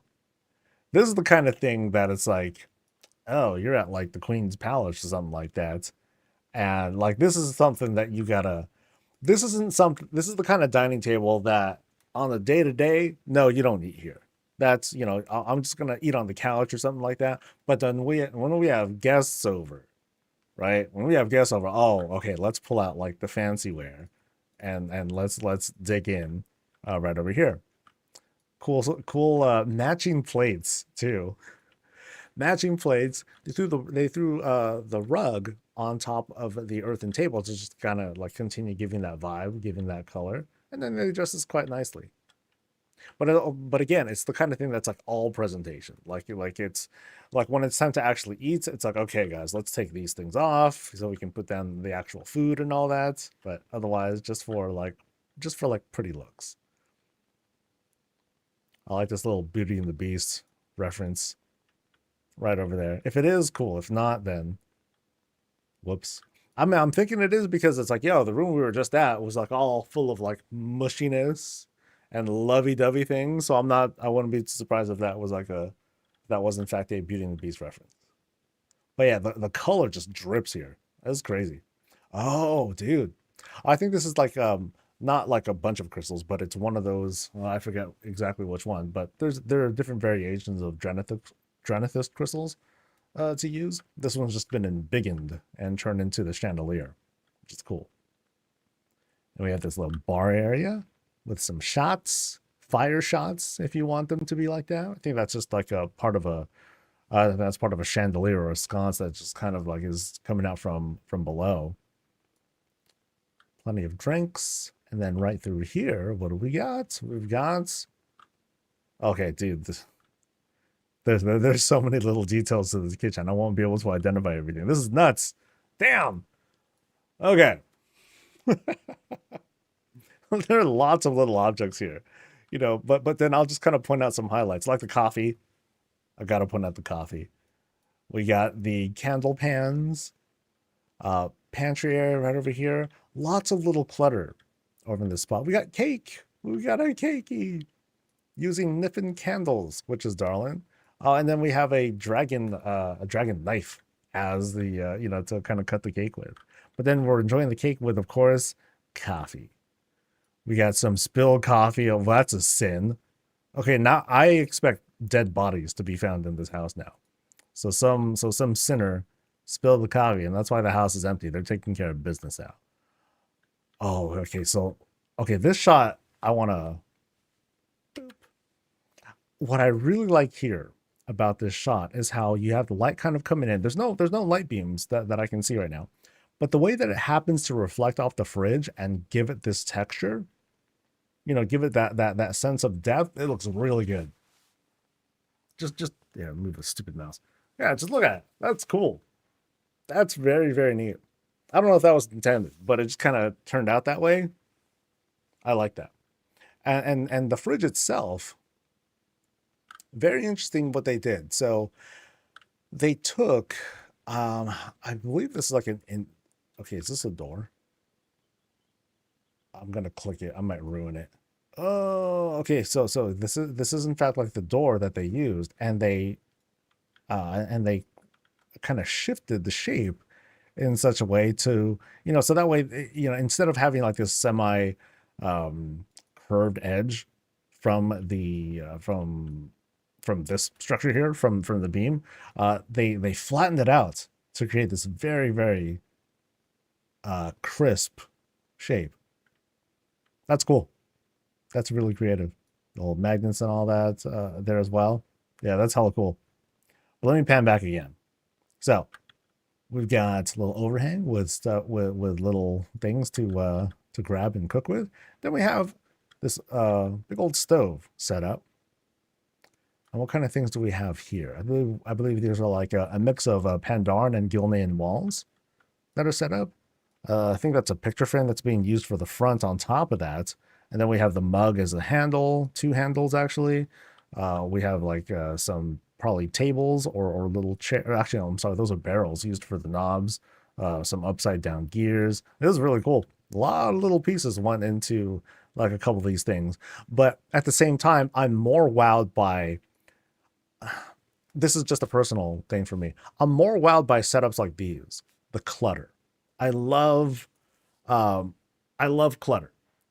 Just that whole it gives a really natural look to everything that still feels like World of Warcraft stuff. And even if sometimes they might people might put together like a number of items to like make smaller things, but I love clutter when it's like kind of a mess, but it's not like super chaotic. It just works so well. So like another example would be like here with this like kitchen setup. Here we have a lot of like basic arrangements. We have the market shelves. You have the Calderai cooking table that's back here. But then you have all sorts of like other little things like the book. You have like this lid. You have like this that's like a fence post with a pillow on it to make it look like a pumpkin and all that, laid on top of the Hearthstone rug. It's little things like that that create this very lived in, this very natural sense of life in this house. And so those are the things that really like make me go like, ooh, ooh, ooh, this looks so cool. And then we have what did people call this? Farmhouse sink or something like that. But yeah, we have that going, plus knobs and everything that are going. That dishes on the side. Uh, are those upside down coffee things? I think yeah, they're upside down because I think I saw smoke coming out of it. No, maybe I'm wrong. Maybe I'm wrong. Oh, there are light beams. Oh, there they are. Okay, so it comes from this angle right here because the window is partially open. There we go. I just noticed that. A Belfast sink. I've heard other names for this, so perhaps I'm wrong. But then what else do we have here? Like check out even the cabinets. So multiple shelves being used, but then up top, you have part of the shelves that are being exposed just enough. Like that one, like this one happened to miss it, but I can see what they're trying to do here. With exposing that. Either that or that's a trellis that's being put there as well. And then this is just a not razor one, but this is just a sturdy countertop right up there. That's cool. This is all really, really cool. See, and here's where you really eat. See what I was talking about? Like that's for like the parties. This is for like the day to day. So boom, let's eat. Boom, boom, boom. And then we have like our mats plus plates, rug plates, and food and utensils. We have this very thin with a very fancy fork. I like that. I like that a lot. Yeah, incredible amount of detail that went into this thing. Yeah, like even this with the fence post plus the extension to make that look convincing. Very, very neat. Sheesh. That must have taken like 10 minutes. Oh my God. No, it took me 10 minutes. Just holy crap. They have an outside too? Good Lord. Okay. Okay. So now we have this sort of like transition to this outdoorsy area with another house on the other side. Wow. What a view. What a view. But let's start here. Let's start here. So let me close this guy. Don't want to let the air in because that door's open. So here again, here's just kind of like this outside spot where folks can just kind of chill while people are doing the thing outside. What's out there? Gilneas is out there, of course. Um, yeah, small little details. And yeah, let's walk outside. Wow. So we're presented with this opening here, boom, and we come out. Oh, that's crazy. That's crazy. So they did a really good job of obscuring most of the background. I mean, we see gaps here because I know it's just a lot of trouble to try to effectively hide everything else. But what they have, I'm just really blown away by like, oh, let's stop another house on the other side. No problem. No problem. Let's turn around though and see. Oh man. See, this is what I was talking about. This is exactly what I was talking about when I'm like, people are going to eventually figure out how to create like a good and clever transition to take us back inside the house. And like, this is definitely one of them. Oh man, that's crazy. So they have like this. So yeah, they have that bell set up over there. Nice shape. Another doorway to bring us back inside. Oh, that's really good. That's really good. Outdoor garden, place to sit. Another one of the greenhouses. So let's kind of take a walk. So we're walking through here, this kind of outside area. The main walls, again, they help to preserve the illusion. And then we have multiple gardens out here. Yeah, that's crazy. This is crazy. As we get closer to the edge, we start to see the end of the illusion and all that. But like, I'm still just blown away with the detail and setup here. Oh, they got the chimneys are going too. Oh, look at that. Look at that. All right, so let's do this climb here. Never mind what we see on the left side. Not important. Oh, wait, hold on. Door. Okay. That's right. There was another door that led there. Okay, so let me do this climb now. So now we're entering like this other area, maybe? I don't know. Now, okay, so first we have like this upper deck here. Oh, and that's what this mostly is. This whole upper deck area to enjoy. And then, oh god, is there a secret back here too? Oh, I would have been like, yo, now what? If that was the case. But it's not. Still though, wow. Like, this is wild. This is crazy, dude. Yeah, courtyard and everything. We got a Sam fountain. We've got another house. Gotta take a shot of this. And this as well. Now this is a terrific use of the skybox room. Yeah, it's just so much. I'm like overwhelmed. I'm quite overwhelmed. But yeah, let's try to. I can't just head on back inside because I'm just looking at everything here, from the wall setups to like the natural growth that was placed around here to this like second wall to kind of close things up and isolate the fountain a little bit. Have a little bridge, very cute, very a little bridge that leads us into that fountain area. Place to sit and relax. So like here, I'll sit. Boop. It's something else when you can like when you make yourself a place to sit and just enjoy the creation you made. That's something else. That is something else. So let's head back inside and see if there's anything that I had missed. So we went through here. We went through the fancy schmancy dining room. We went through the full-on kitchen. I think that was the highlight. The rustic kitchen room. Everything here is just amazing, though. Yeah, we still have this other room too. We ain't done, because now, like, how they have the budget for this? That's crazy. So now we're going into this stairwell room. It's and then let's see what's kind of around here. Oh, look at that! Reptar and stuff was there playing. Yeah, get crazy, dudes. You're living at large over here. Oh, check out, they got a TV. Ooh, I'll sit with Snuffles and we'll hang. What are we playing? Nature stuff. Cool. I don't know if that's a remote control or whatnot, or like an Xbox controller, like whatever they want it to be. It's all good. Oh, and they're playing. Oh no, that is.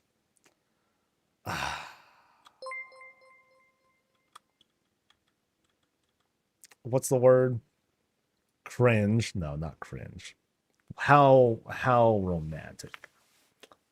Side by side gaming setups. Oh, you guys are so adorable. I'm getting cavities. I just saw the dentist the other day too. I'm getting the cavity. Now, as for the setups themselves, basic setup, nothing too crazy. But we do have but they did set up a cool mouse pad along with wired mice, complete with surges. Very cool. Oh, that's darling. Oh, I haven't seen them. I haven't seen anyone try this yet. They made a little pillow for the wyvern. So now okay. I'm not trying to mess. That's really cool. Oh, check out the tower they made. Nice. I know like the books have been very impressive to use as tower pieces.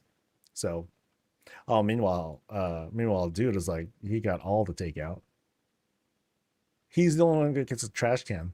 Damn, that's crazy. Oh, but they do have like all the coffee set up. Very nice. Very, very nice. So all the essentials to survive. All right. Now let's go upstairs. Let's go upstairs. Oh, dude. Oh, it's a little army of them. Snuffleses and Reptars. They're just like, yeah, they're just coming out of the walls. Oh, I like this detail here. Yeah, they did this kind of diagonal window plus hanging garden setup. And that's right under, yeah, they extended the end of the stairwell to add a little bit more. Flower beds right there. Looks like there might be another room over there as well. That's neat. Places to sit as we make the climb because you never have enough tea. Oh, things got naturey kind of fast. Check it out. So they greened it up some, to create that sort of sense. Closed off the windows a little bit with the extra trellis. And yeah, very naturey stuff that we have here. Yeah, it's even being used to transition from one room to the next. But then we do like this bit of a climb. So we go up one elevation, another elevation, another elevation. We check out the stuff here. Lots of places to read, hang out, sit, take a nap. And then we enter this enclosed room. So it's just a separate bedroom. All nice and set out. One window, all good. Yeah, cool. Dude, how are we not done yet? Houses are getting big, guys. They're getting bigger and bigger. Oh Jesus. I think they moved. So now we're kind of at the, it feels like the outdoor area that we were just in. But it's not. Oh, man. But it's like super naturey out here. So we come into this. Sorry, let me kind of go back to this. So it's like night out at this point. Windows are like super dark, but it's also very bright in here too. Although there's no light source, so it's kind of mysterious. Whatever though. Boss is enjoying like some giant drink. I mean, look how big the drink is compared to like her. It's kind of crazy. Oh, there's a sun hat again. But yeah, let's check out this room because it looks like we finally entered the bedroom. And it got la cozy like really fast. Like we have light sources coming from the fireplace and something else too. Something else is producing some of the light here. But then things dim up really fast as soon as we get into the bed. So here we are, bed, night, and here's what we survey. We have all this here, this nice spread. Nightstands on at least one side. There we go. And then what else is carved out into this master bedroom? We have the bathroom, of course, complete with a tub. Boop. Oh, they lined it too. Oh, very nice. Very nice. They created this whole shape. They could have just grabbed like one of those earthen tubs. No, they just used this. They just made their own thing. That's cool. What else they do? They set up a fountain so that the water's running. A little lighting for their reading and everything. Towels on the side. Pretty themselves up over here on the vanity. Dry themselves off if they haven't already. All good. And then there's like this second, like kind of like chill spot here with which to enjoy the view. Check it out. Wait, so there's that, and then there's, oh, that's okay. That's fine. It's the outside. It's all good. We'll just pretend like we see like the wall there. That's cool. Nice little elevations with the curved tables and the curved platforms there. Place to sit. You know, with this thing, with this couch that's been like, you know, partially fused into the wall. Man, this is crazy. There's so much that went into this house.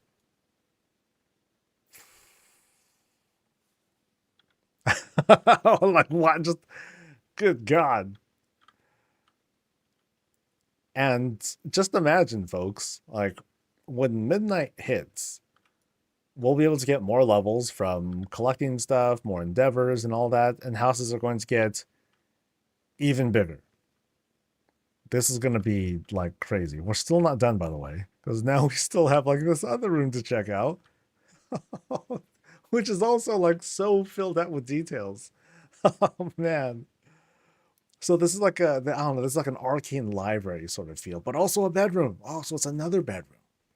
Yeah, we go night night. We have a chandelier right above us. No nightstand this time. It's just like this whole gazebo that was set up as the actual bedroom. Just kind of like shove this thing in here, like boom, here's a bedroom. There you go. Plenty of places to read though. There's where we get some of our clothes, change our transmog. Here is the vanity and bathtub. So different sort of bathtub setup. You know, this one's a bit more basic and all that, but it still totally works. But then over here, I'll check this out. I don't know if this is meant to be depicted as, tried to be depicted as the outside, or if it's just like this cool, cool like sort of facade that is meant to just like pretend to be it. But it's just very neat. It's so cool. There's like too many cool things in this house, uh, to count. I feel like I've looked at multiple houses already and just saw one amazing creation after another. But no, just one thing. Holy moly!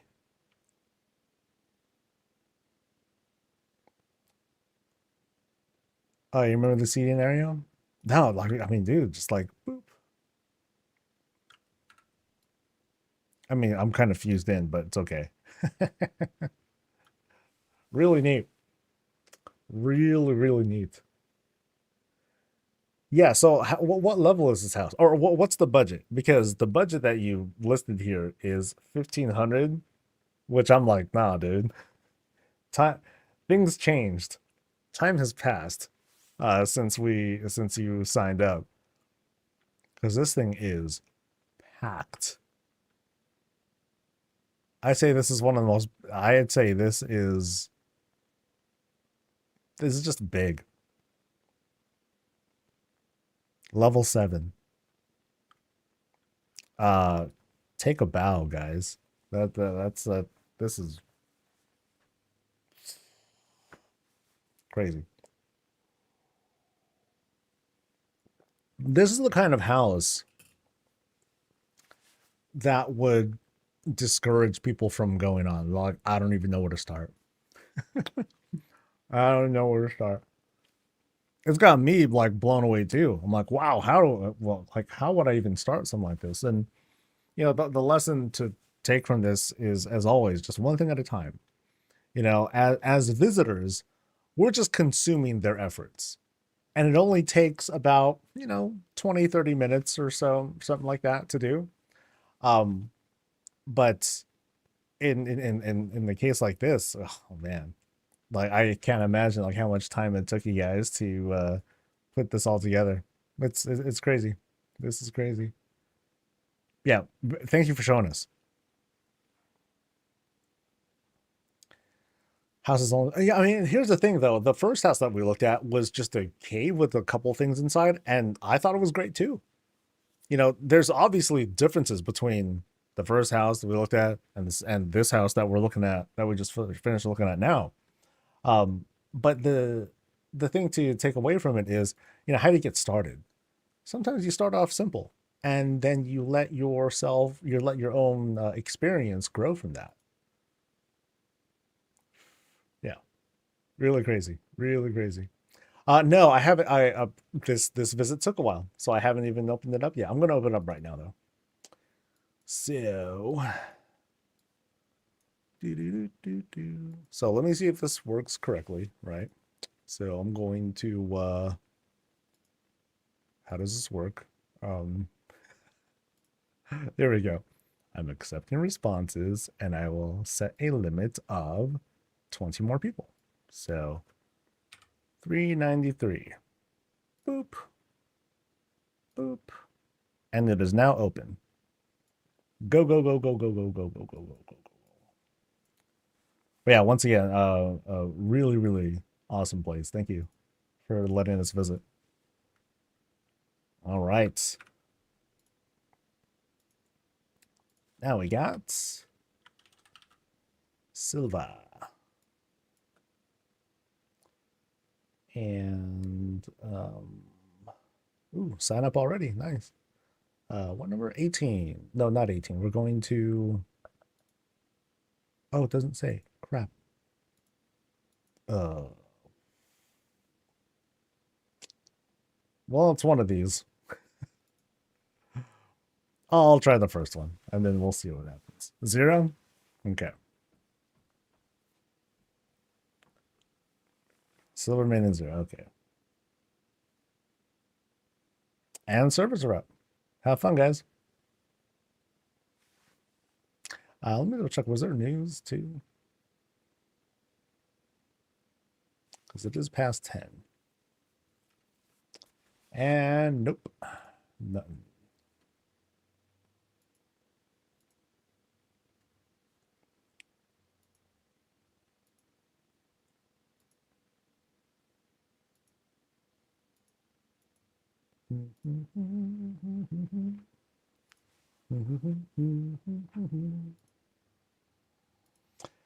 Okay, Panda, your third visit? That's kind of a lot, dude. Has it been a month since your last one? Because I'm trying to make room for, everyone. All right. But I guess I'll talk about that later. Um, and I also put in another rule, in case people missed it. Um, if I'm doing a revisit to the exact same house, um, be careful because, well, okay, here's the quick rant on it. If I visit the exact same house, but it's like, hey, I added one thing, um, I discourage something like that mostly because it's like, okay, how do I handle this? Because I've seen it already. I'm not going to be as surprised about stuff. So should I like, yeah, the question I'm asking myself is, should I explore the whole thing as if it's new again? Because there might be new people who are visiting. Should I only focus on like the brand new thing, which might be kind of weird for people who are like, hey, why are you skipping everything? But then people are going to be like, oh, I'm seeing the same thing again. And then later on in the VOD, how do I do that? Do I make that 2 visits or 1 visit? Or if I already published their visit and the new visit only has the new edition, what do I do with that? So I guess for that reason, that's why I put in the rule, not rule, but the guideline saying I just, I definitely prefer it to be like a new thing. If it's a substantial rework, then okay, I guess we can get away with it.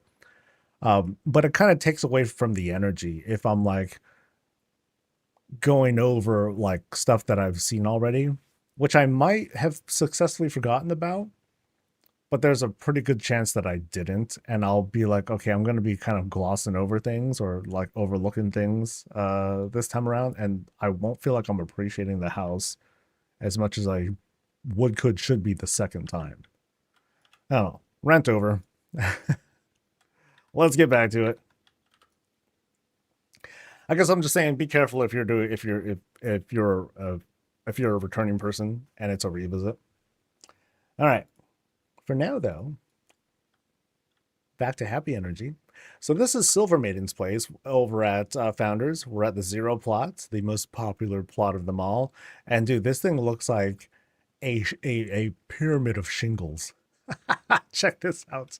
So they went all in with like all the wagons. All the wagons are here. One, two, three, four, at least six over there. We'll check out the other side too. I'm very curious to see how that's like set up, but very closed off. Really sets like this grim mood as to what we're going to see inside. Could it be like some horror show sort of thing? I don't know. I think that's the boss right there. That's probably the boss right there. Yep. Some fishing equipment on the side. The place is fenced off, and each corner is dolled up with like a little something something. We have like this nice setup of greens. Over here on this other corner, though, we have this cool porch set up. I thought I saw the flight point. But maybe not. But yeah, this cool porch setup, complete with trellises to line up the top, so that way, it lets sun in, but doesn't let everything in and all that, with which we can enjoy snacks, entertain folks, but it looks like we're not entertaining folks today. It's nice and dressed up, especially to avoid some of the clips. And then over here, we have little things to kind of maybe not obscure the place, because here we have the privacy screens that help to close things off, to help make this still look like a convincing thing as opposed to trying to like hide everything. Couch to like chill and enjoy stuff. And then back here, once again, we have like little some greens to kind of obscure the place. We can see the wheels there, some stuff hanging out. It's all good. So we can see what they intend with a spot like this. So I think we should head on inside, see what's going on. Yay.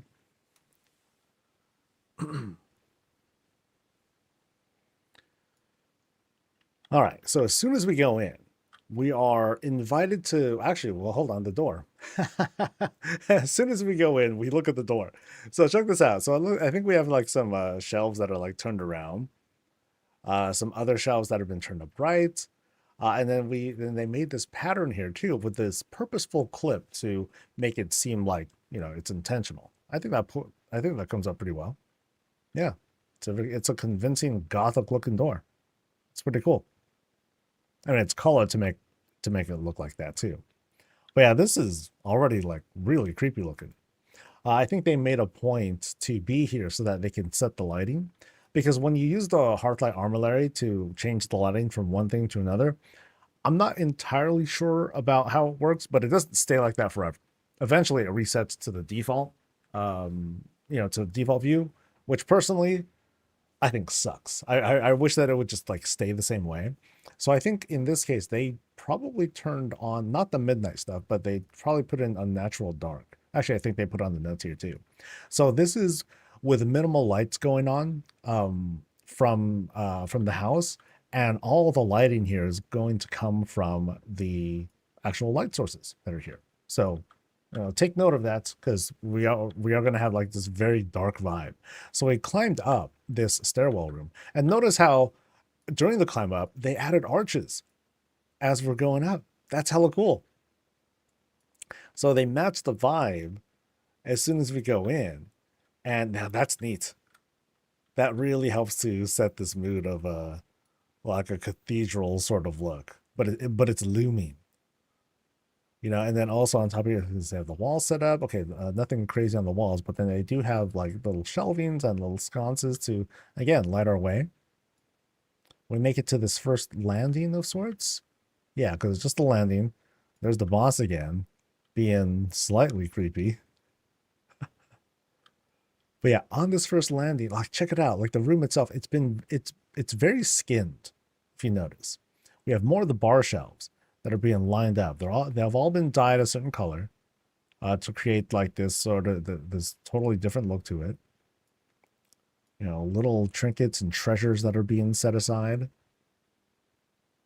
And then is this a closet? Oh, it's not a closet. It's just a closet. Okay, so in this closet, we just had like this little workstation. It's almost like they're like kind of sort of traumatized, like, oh my god, can't sleep, clowns will eat me, kind of thing. So We go through, and now we want to go through here and explore. Why is that treasure chest there? I'm curious. Oh, that's why. Oh, that's neat. That's a I never really looked at the underside of a treasure chest, but now we know. This is what is what it looks like. That's kind of cool. That's kind of cool. And again, they're keeping with this theme of the arches. Right on.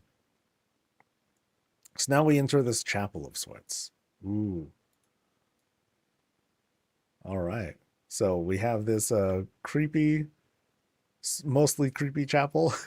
That's what I like to think of it. Now, I think yeah, these are walls that are set up, so there might be a secret behind there. But yeah, just check this out. Very dressed. You know, we have this big arch that they set up here, along with a big banner. You know, so it's so and very small room too. So whoever is speaking from behind there, they don't have to talk that loud, and there's not a lot to hide. But yeah, let's see if this is. Nice. Oh, it's like a whole. Oh, it's a whole room. Okay. So now we have like these other side, these other, I guess, kind of a hallway that's set up as well. As soon as you go behind the curtain, then we get to see like how this all works. So I noticed the trellis being used as the wall. A good touch with making the greens there, because you know that's what the trellis is mostly there for.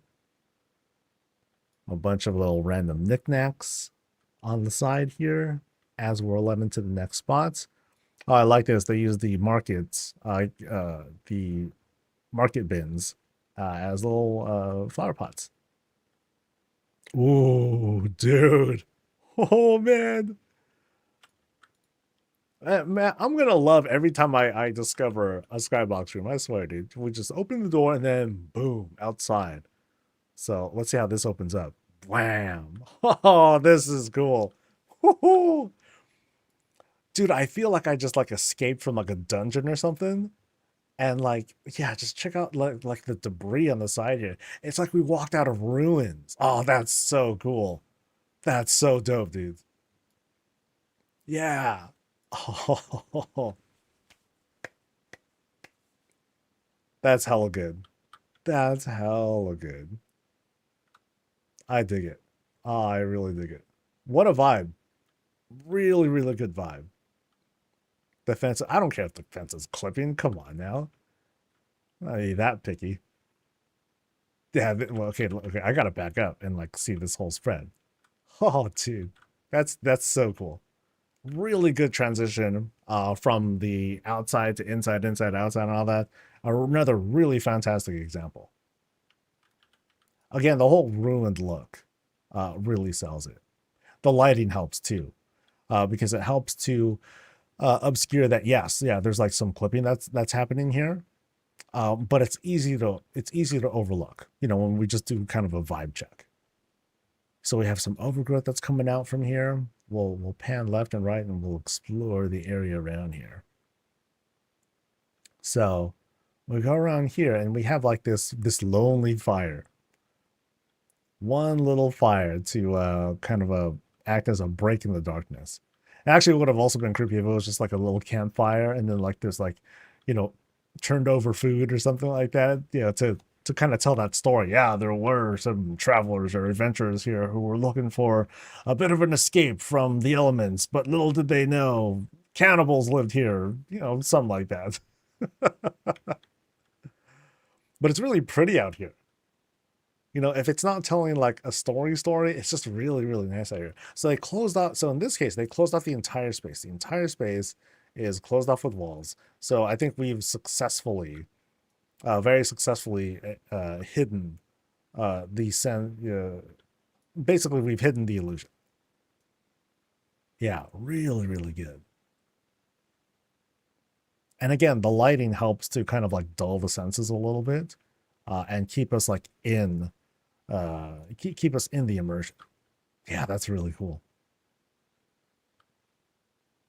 What gets me though, again, the fact that they dress these up as ruins. I think that's super, super creative. So good, dude. Oh, man. I'm very impressed by that. Very, very impressed. Dude, people are just getting better and better. And I'm like, oh man, I have this cute little cafe. Okay, so we're back inside. We're back inside, and it looks like we entered a kind of kitcheny sort of spot. Now, notice again, like how the lights are setting the mood here. You know, it's not a whole lot that we have going for us, but we have like little bottle lights, fireplaces. Stove is happens to be running. Stove itself doesn't seem to be emitting like its own light, unlike the other obvious things that are very much trying to emit its own light. We also have the pantry right up here. There might be more pantry stuff over there. We'll check that out in a bit. Grinders up top. Grinders up top. Wait, but you got to bring it down, dude. There's always got to be coffee ready to go. Always. There's a spread of food, and then right here on this shelf we got our plating. A couple plates or tables. Tables. Yeah. Couple of those going. Some mugs, some wine. And let's go in this door real quick. And here we go. We continue with the dry pantry. Nice. So check out the spread one more time. Like the cooking area, we have the grill and all that. But we also have it's also just the whole thing's just kind of carved in. So it's kind of a unique take what they did here. Usually we see like, hey, here's the countertop, and then here's like this overhang. Nah, this kind of gives the impression that this might have been like a whole spot, and they carved the whole thing out and created this countertop on top of it. So it's not a granite countertop; it's just granite, and they carved everything else out, which is a cool. I think that's a cool setup. And then we have like this rounded table to kind of set everything to kind of like pretty it up top. That's neat. That's hella cool. Very medieval. No. Yeah, I like the way that's. I like that depiction. But now we go through here, and oh, curiously, and so it happens to be quite bright in here. I mean, the fireplace is doing a lot because the fireplace is huge. Check it out, just to scale like how big the fireplace is right now. So it's super brightening up the space. But you also see like some small light sources here with these lamps here, sconces on the side, stuff on the table. The paintings don't give off their own light, but this one does a little bit, I think. And I think that's another armillary up top. Maybe. Yeah, really cool vibe. Because it has that whole it has the tall ceiling kind of look to it. That's neat. But what do we have over here? We have something. There we go. Oh, we're climbing down. I totally forgot that we started off with the upper climb up those arches. So now we're doing this climb down. Ooh, through this hidden stuff. Oh, oh, snap. See, I knew I'd see something crazy with the Arakoa statue at some point. Okay, so what is it that we have here? So it's being imprisoned. There's some glyphs that are under it too. And I guess it's being, the Dark Heart thing. Or not Dark Heart, the Void Well's down there too. Where's the Void Well effect? I mean, I'm seeing it drip down. That's cool. So it's like they captured this as this source of light. And like, this is what we have left. Neat. Very, very neat. And then what is back here? Behind the spooky room. Oh, okay. Oh, yeah, we're still going. Okay, now things got really creepy. We are definitely in like, is that a skull over there? Oh, that's cool. Yeah, things got really, really creepy now. Ooh, I'm starting to feel cold, guys. So we're like in this crypt, it looks like, because we got the coffins here on the side. Yeah, this is really festive. We keep going through. There's the skull at the end. Oh, and then okay. So each of these have like, it's kind of like a class dedication, but not, because they're all dead. So check it out. You got Demon Hunter over there. No one there. Death Knights, which is ironic. Kirin Tor stuff. No label there. I think it's a hunter. Paladin right over there. And skull. Very creepy. Oh, and then it has like little lights inside too to enhance the creepiness. Oh boy. I think this was a recent entry into the series. Like, notice how it's like slanted a little bit. Give it a little bit of character. Give it a little bit of veneration, perhaps. And we're still not done. Because now, oh, there are no lights now. Now it's just us. Actually, hold on. Oh, I'm on my EU account, so I don't have a torch. Now it's just darkness. So sorry, guys. I don't know how dark it is on your guys' screen. It looks pretty dark though. But we'll go through. Oh, check it out. Treasure. Treasure right on the side. Yeah, this is a total dungeon vibe all of a sudden. And then who's over there? We got two more newer entries, somewhat newer entries. They've got spiderwebs over there. Kirin Tor, and I can't tell what banner that is actually. Looks like a Calderai banner. Yeah. And then here's a tiny door. So is that the is that the signal that I reached the end of the place? It seems like it. Yeah, because interesting that there are these stairs. Oh, you know what? Is this the actual entrance to the house? For real? Hold on. Oh, one more room. Okay. I'll find it. Wait. So is the entrance right back there? That's crazy. Okay, so I will find this place. I will find the bedroom because I think I went, I'm in the crypt. Somehow I don't think I'm going to find the bedroom and toilet here. Unless there is. Then it's like, ooh, okay. But yeah, we climb up here. And this was the secret spot. And, oh, haha. Now where are we? We have the bedroom. Now, very interestingly enough, a very modest bedroom. I expected like this thing with a grand organ or something like that and skulls like hovering over the bed or something like that. No, it's just a normal, for this kind of house, normal bedroom with a Necronomicon right over there. No big deal. No big deal. And then there was a loo somewhere around here, but not there. I will find it. I will find it. Maybe. Oh. Aha. Yeah, a very clean loo as well. So, bathe, do our stuff. Cool. So standard things that are set up here for the most part. I mean, very, very well done, of course. But the amount of detail that went everywhere else, just insane. Good vibe check, or a good seat check, that is. And very very thoughtful. Extra rolls just in case. Because sometimes you have those kind of moments, right?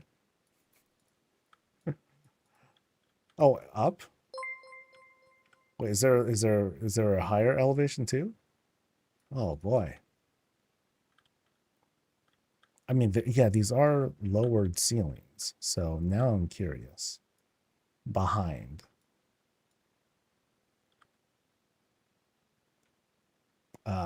Like there's a climb somewhere here?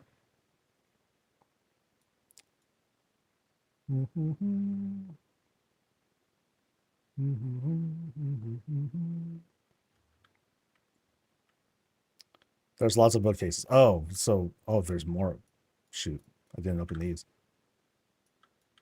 Oh, I think that was the doorway. Oh, there is a climb up. Oh, snap. There's more. Sweet. I don't want to be done yet either. Oh, check it out, dudes. Oh, we have so above all this, we have this really cool outdoor thing. Nice. It's too bad we can't have like, multiple connections to the skybox room, but this does a really good job of it too. Here, I'll back up a little bit. So Reptar's there. We're all so this is like the observation deck. That's hella cool. This is very, very cool. You know, lots of star banners that were set up, moons up top. Neat. Love the vibe. Love the vibe. Again, kind of a shame that we have to be present to use the armillary for visitors. It'd be really cool if we can just if it could just stay in a certain state until we change it. Yeah, that'd be cool. But in the meantime, yeah, really neat setup. Like, what was one of my favorite spots? I think it was when we climbed down and things just got really dark. That was hella cool. Yeah, it was like over here. Yeah, so past the prison. Yeah, it was this part. You know, when it got really dark, I'm like, oh, that's crazy. Really cool. Really, really cool. Yeah, thanks for showing us your place. Um, let me read through chat, and then I will need to step away for just a moment.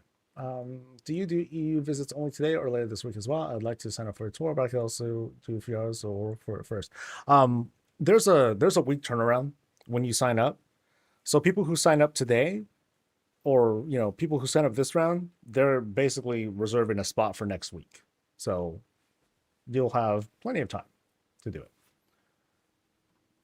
Today, I'm doing all the EU visits from people who signed up in the previous week, and then I'm going to go through all the US visits over the rest of the week. When we had week hours, you can get a weekly profession knowledge tracker. Do you know of someone I don't working for this much? No. Personally, I mean, I never used it.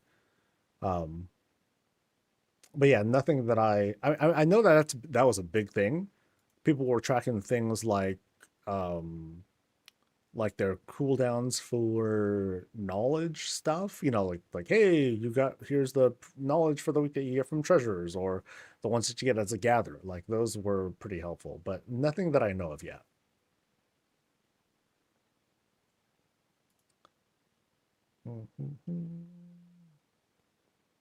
Also, does the boss have to be present during the showing? Um, for the armillary, well, no. Um, yeah, they don't need to be around. That's why we do the battle tag handshake and all that, so that way I can visit independently. So the boss doesn't have to be present. Now, if they want to make a show of it, then of course they're invited to come along. Or in this case, if they need to set a certain lighting, then they have to be present to change the armillary, so that way we'll be able to all see the light shift. So yeah. Anyway, I'll be right back. I'll just have you stare at this, which is very pleasant. So be right back.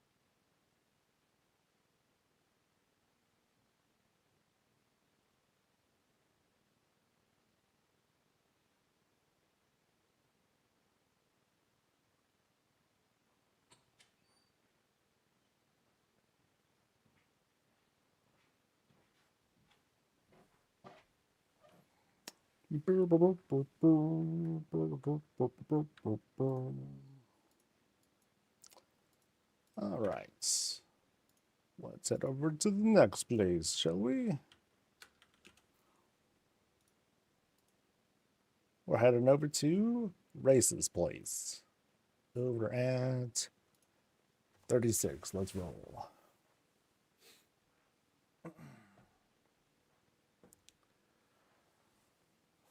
I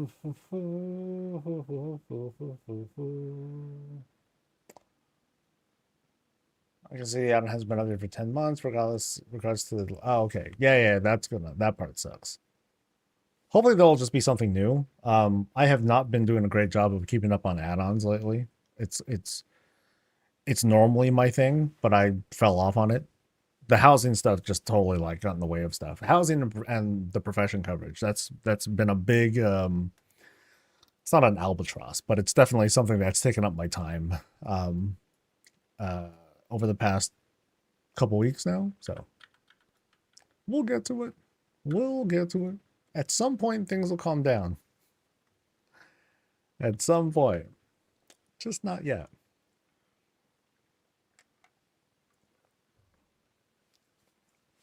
Holy cow. There's a place that we're going to see that has a full budget of $31.80. Good Lord. Well, that's going to be fun when we get to it. In the meantime,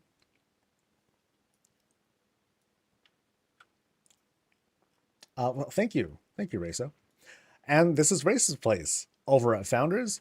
And I think this is one of the more popular spots that I've seen. That one that's close to the coast. Yep, I'm pretty familiar with this one. So let's mosey on in under the trellis, past the mailbox. Right there's puppy house. Oh, we got some guests. We're not alone. Got a couple folks here all hanging out. That's neat. Well, shoot, thanks for having me. Now let's take a look at what's going on. It feels like it's a festive party kind of thing going on. We got goblin string lights to make things a bit more bright outside. Also, because that's kind of all we got still so far. And they also created like this this porch area, this bed area. So that way, folks, just want to hang here and do their thing. Cool. Go ahead, get a dip, come back here, lay down, get yourself baked, dry yourself off, air dry, and all that stuff. Hey, you're by the coast. Have fun with that. Here's the gathering spot I was just talking about, this kind of porch area that was set up. So when the time comes, you want to do like snacks and all that. Hey, guys, you want to do snacks and all that? Hey, enjoy yourself. Right here over on the side, we have what appears to be a dedication to add-ons. Add-ons. Pour one out, guys. Sorry, Weekoras. Sorry to whatever other add-ons didn't make it through. Yeah. Nameplate scrolling combat text. Yeah, I'm going to miss you, buddy. Thank you for your service and all that. Let's head back around now. So, a little bit of dressing on the side of the house. Kind of cute that they fused the trellis a little bit inside to separate the place for the fishies from the other trellis. Over here under the greenhouse, we have the little makings of something going, right? Got to start somewhere, right? Clothes hanging, giant tree. And once again, we have the beginnings of these planters, and hopefully we'll see these things grow to like just totally encake the whole top of this thing. That'll be amazing. And then we have a place to go doo-doo. Okay, say that's the thing too. I love the little ambient life that's being added here. Oh, it'll be so great once we see like pets and mounts doing their thing.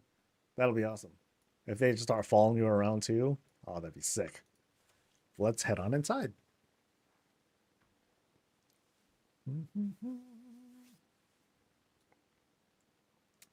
All right, so as soon as we head inside, we have a little bit of a place to kind of like kick our feet back, take off our shoes, do our thing. We're greeted immediately with this carved out. It looks like this room has been sort of carved out into multiple pieces. So we'll go through, I guess I'll go through here first. Ooh, look at that. Boss came in to turn on the lights once more. So now we have this sort of different vibe going on once they've decided. So I think this is the, I believe this is the evening light setup. Oh, well, dude, there's like a whole crew. Dude, look at that. Awesome. So cool whenever we can get this thing going. I know sometimes it's hard to coordinate, especially when this works on like my schedule for the most part. So I feel kind of bad that people are kind of working around it. But at the same time, it's just really cool whenever we can pull something like this off. So we're gonna go through here. Okay, this is a very festive or very big room that's set up. Or it's like actually multiple rooms that are set up. So if I go back around here, if I kind of go around this room. So hello to Eridor, right on. And then we're greeted to like another big opening here. So yeah, we'll go back into the room in just a moment. I just want to see like what happened to be carved out of here. The library set up and everything. Very neat. Close that. And then now we go into what is basically the lounge room, the hangout room, place where we got drinks. Woo woo. And what do we talk about? Men. Ugh. Talking smack about men. Oh no. Or the loot. Or they talk about which one's better. Who's better? Mr. Snuffles or Reptar? The duel will never end. But yeah, as they're hanging out, they got access to snacks and foods. They can enjoy the ambient under the purplish sorts of lights. They can stare at Zaltath with very intense and perhaps aggressive looks, maybe. Let's go back here into the kitchen area. Big old white granite countertops being set up on top of these shelves right here. A great spread of food, including, of course, coffee. Nothing spilt, right? Good, nothing spilt. No sinners in this house. Well done. Oh, but at the same time, it's like, oh, if we want to mix ourselves some poisons and stuff, some hard shots, cool. Go ahead, knock yourself out. Anything in the treasure? Gold, baby. But yeah, cool countertops. Love the colors. Nice and kind of like a not neutral colors, but we do have like this kind of these softer tones. You know, we have the lavender on whites or cream color stuff, contrasted a bit by the browns, by the wooden colors.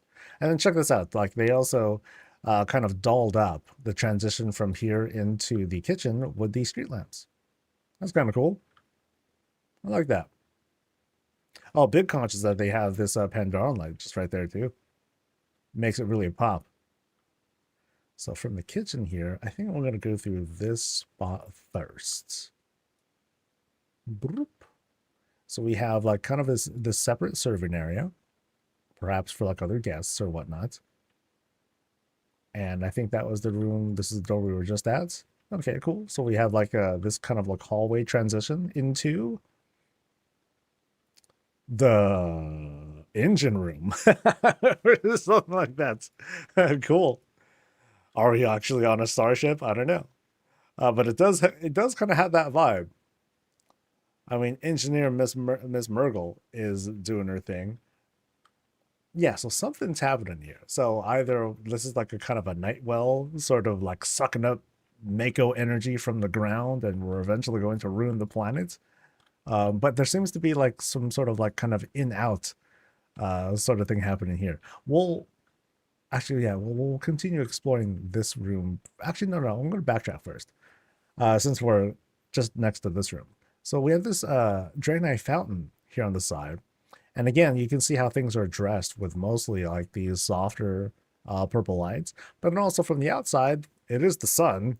You know, so we do have some natural blue light and yellow light that's coming in from out here. All meant to just highlight this fountain area. Interesting. Cool setup. Now, let's go back into the engine room kind of spot. So in this case, like notice how the sides here, the pillars are just kind of, they're kind of fused with the piping that's down here as well. And so again, once again, we have like this crazy setup. I don't know what's supposed to be, like a portal or something like that. I don't know. Portal to where? Of course, Narnia. Who doesn't want to? Oh, well, okay, maybe there's more to that. Maybe this will answer our questions. So the piping from here, I'm gonna go again with Mako energy or something like that. They're sucking something up, and we'll find the upstairs if we can find it. But we go through here. Oh, curious that this is using these water this setup, the auto watering thing. That's neat because it really helps to set that vibe of being a rounded space. You can see like the walls and everything, but then just the way that it's shaped here, I think it does a good job of setting up this sort of tube look instead. So we go through and we can see again things are kind of closing up to help support the shape. And as soon as we get through, oh, so that's what it is. It's a goddamn cannon to like zap bad guys with. Nice.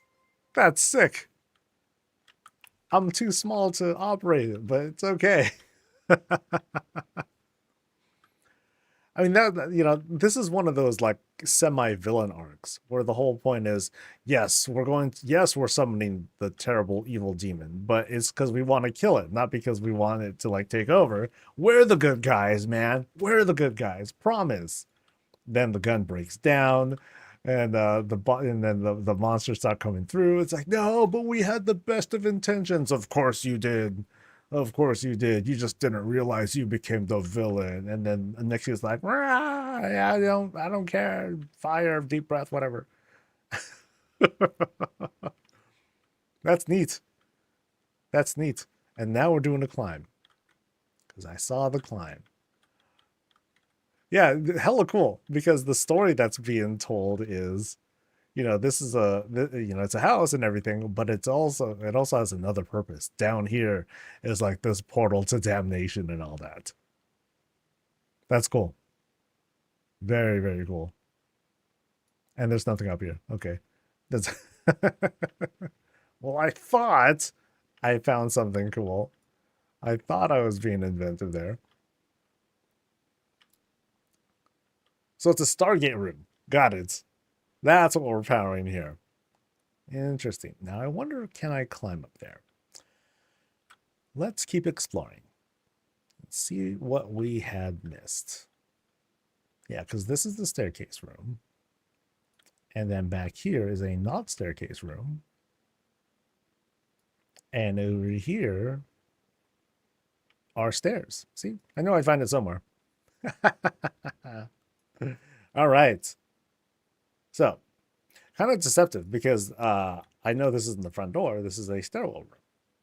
But they set up a whole grand library. Again, we're being dressed with the purple lights, a little bit of blue light there in the corner. You can see how it kind of pops out in the face of like the otherwise like more neutral lights, not neutral lights, but the more purple light there. So we have a library, places to gather, plan things. For what? Oh, I don't know. Maybe that thing that's that portal that's just in the other room. Here's all the research on, I guess, how to build the portal or to navigate through it. And then we'll continue the climb. Lots and lots of books. Great stuff with, keeping the walls kind of busy. And the ceilings as well, with setting up more of those like oversized Janithus string lights. But now we go through the big bookcase and into a series of rooms. Bum, bum, bum. A little bit of clutter here. But then we'll walk past the second armory. And then now, okay, so here's the top. So here's the top of this whole like engine power source room. We can see like the piping on how things like are coming in or going out. Nice. And then I'll kind of jog to the other side here. Something's been imprisoned. I don't know what. Well, sorry, correction. Something was imprisoned. All right. And then right through here, we go back into this room. We'll go through the purple door last, I think. Let's see what's through here. We have the bedroom. Oh, check this out. So, despite the shape here, this kind of gives off the whole sense of, okay, outside, this is like this sort of, this lower roofed area. This is kind of like the attic almost, an attic floor. Yeah, it does a really good job of closing up the space, making it feel a lot tighter. But it still functions like great as a room. Like you set up a sconce there on both sides. You know, some minimal furniture here to give off that lived-in look. And then what is through here under the pipe? We have more rooms and a power up. So we'll go through here first. Oh, okay. So once again, we kind of keep that sense of the piping and the sciencey things that are happening inside the house. But this is also the toilet. Boop. Nice and easy. And oh, there goes my butt. My butt is not surviving. Or at least it's more like I'm gonna get sucked in, and I'm probably gonna be part of whatever the piping is here. There's no way out. That's it. Sit the lane walls to make the roof. Not that I'm seeing. I'm just seeing platforms. Platform, platform, platform, platform, platform, platform. Yeah, six of them. Something like that. Unless you're pointing out something else. Because, yeah, I don't see any of the gray in the Ghanaian walls. And then shelves here to kind of close things off. Yeah. Very intimate bathroom space. And then right through here, what do we got? We got what feels like the boss's room. Oh, so check it out. So once again, you know, we got the piping, lots of little personality with the whole fusion of homeliness, but also science, utility, and all that. Hey, look, it's some of the it's the new decor that came out from the pre-patch events. So a really nice looking kind of bed. Oops. Oop. Okay, maybe I don't sit great on it. Maybe I don't know what the actual size is supposed to be. I think this might be a little bit bigger, but it still looks very pretty. Yeah, really like the look of it. And then there's the chair, and I think there's one other item, but I don't recall what it is. Oh, so that really is the 100% size. Oh, that's funny. That's funny. All right, what's in the treasure? What have we got? Gold. Yeah, it has this very pleasant lived-in spot. What's interesting though, you have like different sorts of light. So check out. So here's an example of. It's not a bad example, but here's an example of when you have like different lights kind of like crashing together. You have the string lights that produce a little bit. But then more so, you have the purple Dranathus lights. It's just the string, these are lamps, not just the strings. And they kind of like fight a little bit with the yellow lights from this sconce over here. And you can kind of tell like where one is winning out over the other. But it still creates, it doesn't create anything bad. It's just not uniform. For for some people, it's like, oh, okay, that looks kind of weird, but it doesn't make anything look like, weird or like off. So let's go through. Oh, actually, this bed is huge too. Check this out. Here I am. Boom. And then we do our thing. We rest. We get up. This is like kind of what we look at in the morning. Like, oh, I gotta get a drink. Oh, that's not a drink. That's ink. Never mind. Don't drink that. And then here we have another proper bathroom. No place to poop. It's all good. Use a lot of purple lights. I forgot what the budget on that thing is. Is it like a 3? Because I think I only have like the 1 that I might have gotten from like a quest completion or achievement or something like that. I mean, some of that stuff does add up. So, did I miss anything? I'm not sure if I missed anything. Because the layout here was pretty darn big. Oop. So that's the kitchen area. And then there is the portal stuff. Oh, it's only one? Oh, okay. Let me head back to the living room area where all the folks were. Boop. Hello. So just double checking. Did I Did I find everything?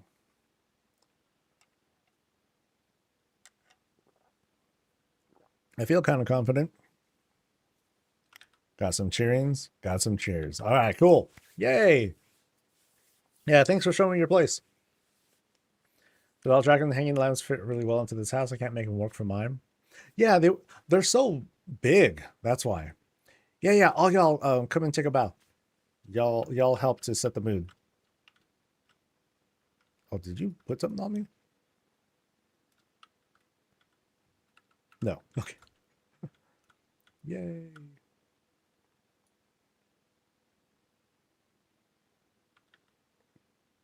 Oh, I'm a witch. Yes. Sick. But yeah, thank you very much for showing me your place, guys. Very cool. And again, like that, like just check this out. I'll take a quick shot of that. Like eventually, someday, when we can add um like NPCs, folks from our warband and all that stuff. Even as like a quick shot, it just adds so much to the ambiance when the time comes. And then especially for those, like for example, like this group here, if they do like some regular role play and whatnot, that's hella cool. It really helps. It's something else that even I don't fully grasp, but a lot of folks don't quite understand just what's now capable with housing. You can create your own space. It's yours, and you can shape it and put certain things there that, at one point we might have wished, oh man, I wish Blizzard had like a room like this, or they had like a setup like this, or a construction like this, so that way we can do like these things with our, with our fellow players. Um, and now you can. Like, I don't think that can be understated. And we're going to see over time budgets get bigger, people get more and more imaginative, people come up with cool things and share them with others, and then that spreads. It's just gonna get crazy.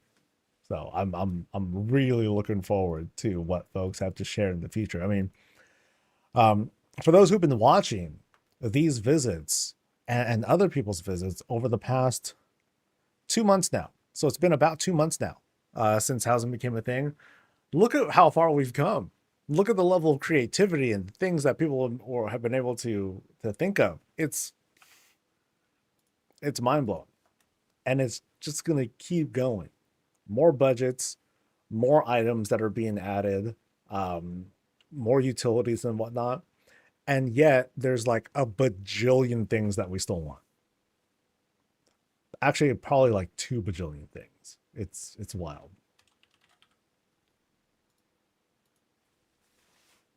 So that's one of the things that just has me like so excited about housing. This is such a a happy place for me. All right, thanks again. Thanks again, dudes. By the way, for the record, I use dudes as a as yeah, there's no gender association with that.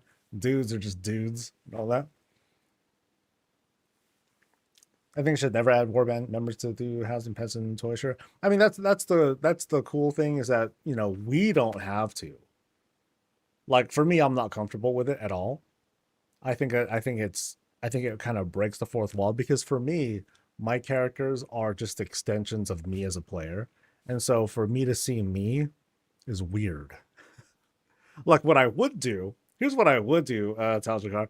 I would make a character for the specifically for the purpose of having them show up inside the house. So if there's a way to do that, if I can assign characters to show up or not show up, then I would just make characters for the purpose of yes, they will show up, but otherwise I will not even play that character. I will just have them there, and they would be like my ambient light of sorts.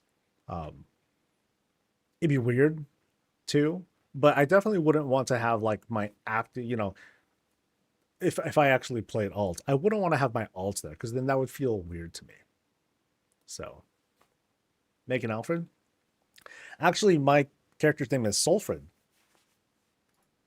All right.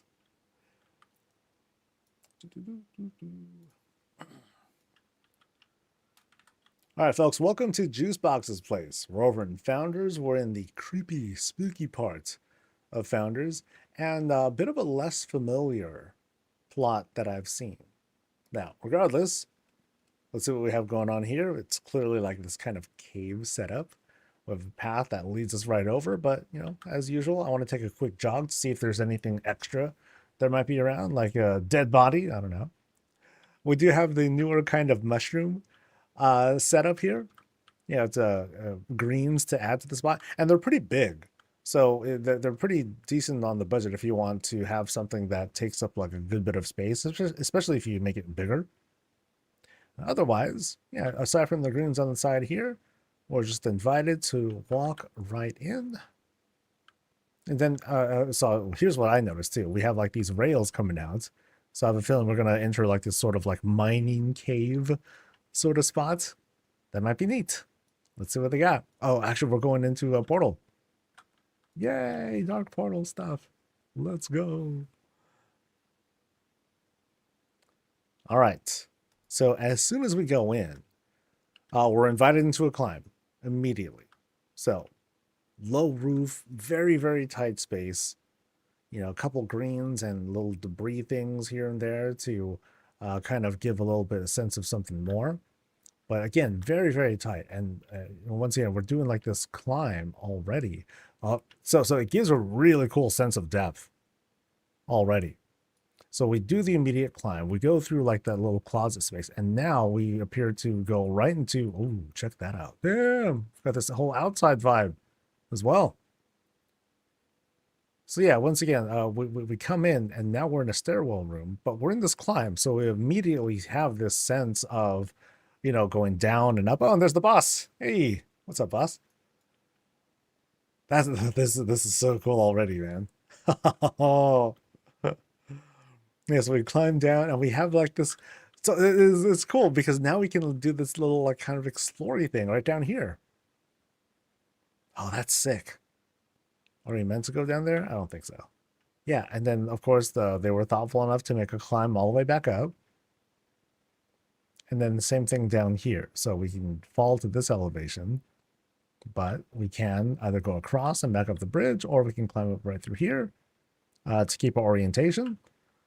Really cool layout. And simple in the execution. Climb up lower river that kind of like that flows through the room and all that.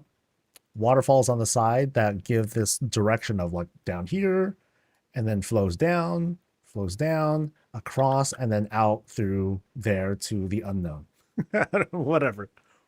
Very cool, dude. Really, really well done already. So let's cross the suspension bridge. They shaped it nice and naturally. Give that sort of look. They just used beams and pillars for the fences. Nice and thick, and thankfully these days it's low on the budget. So we'll do another climb here. Notice how they're using these string lights as guardrails, although they don't actually do anything. There's the boss right there, hanging out with some of the supplies. Oh, down he goes. Peace out, dude. All right, he's gotta go. And so we're climbing up here, and notice now how we're not climbing up onto like a larger piece of rock. They just created a rock platform over here for us to navigate through. We can see the sun shining down onto the greens over there. Really cool thing with setting up an outside vibe. And then right through here, to be continued, perhaps.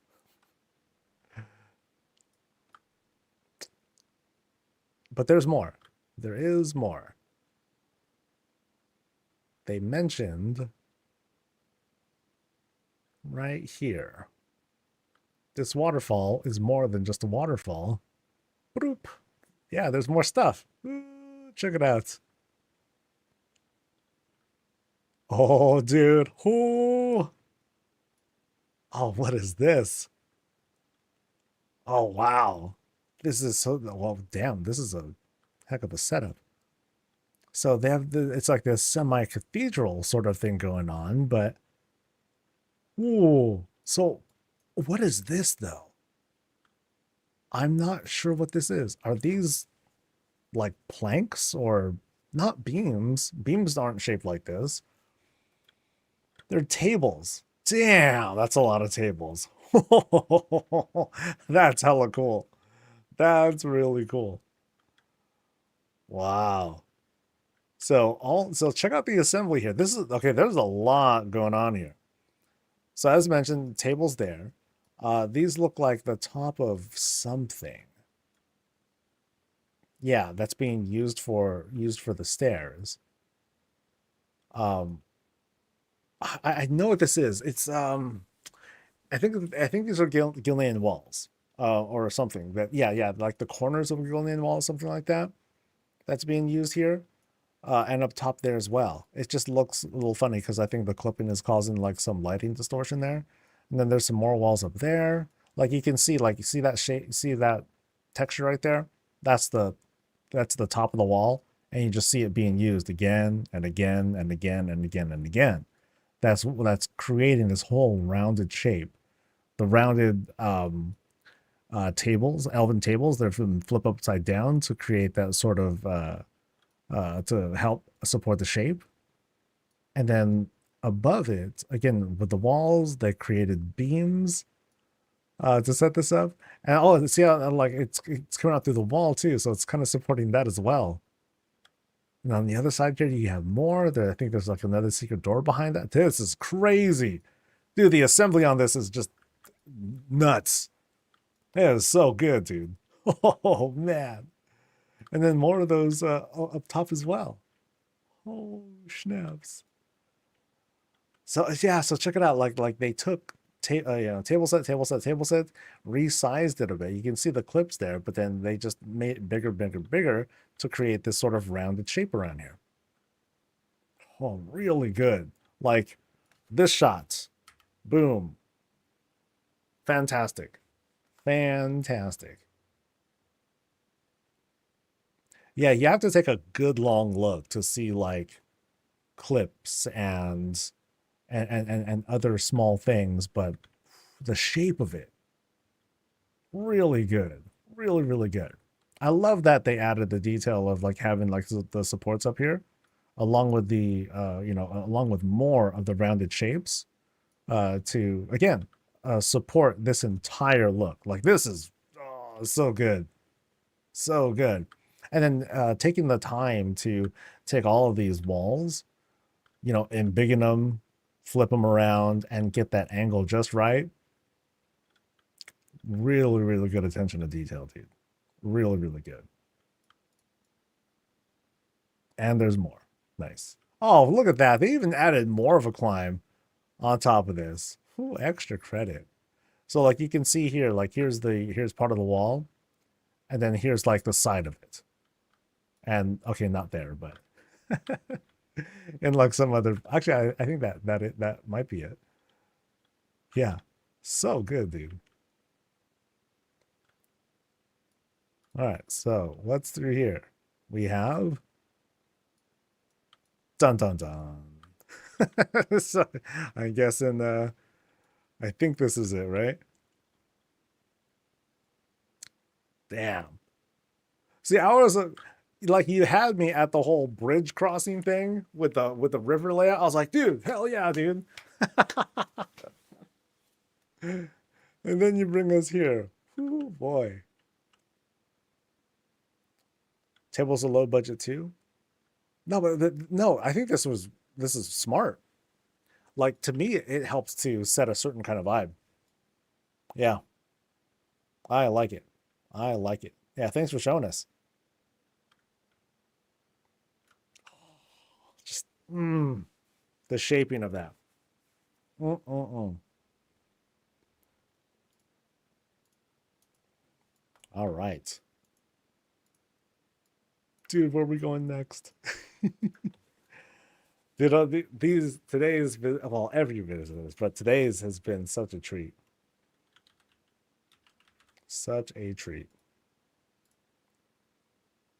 All right, so 27. Let's go.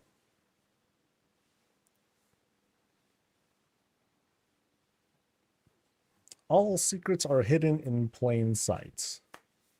Got it. Got it.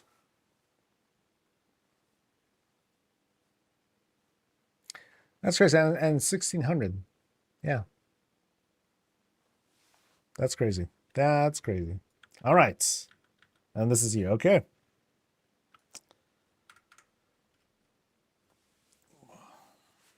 Actually, let me check something real quick.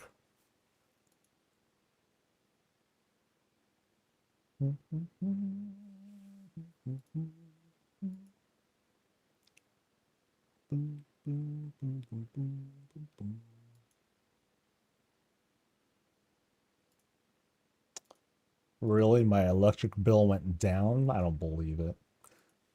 I don't believe you for a second, internet. All right. Shulab. Shulab. I'll go with that. All right, this is Shulab's place. And this time we're over in Razorwind.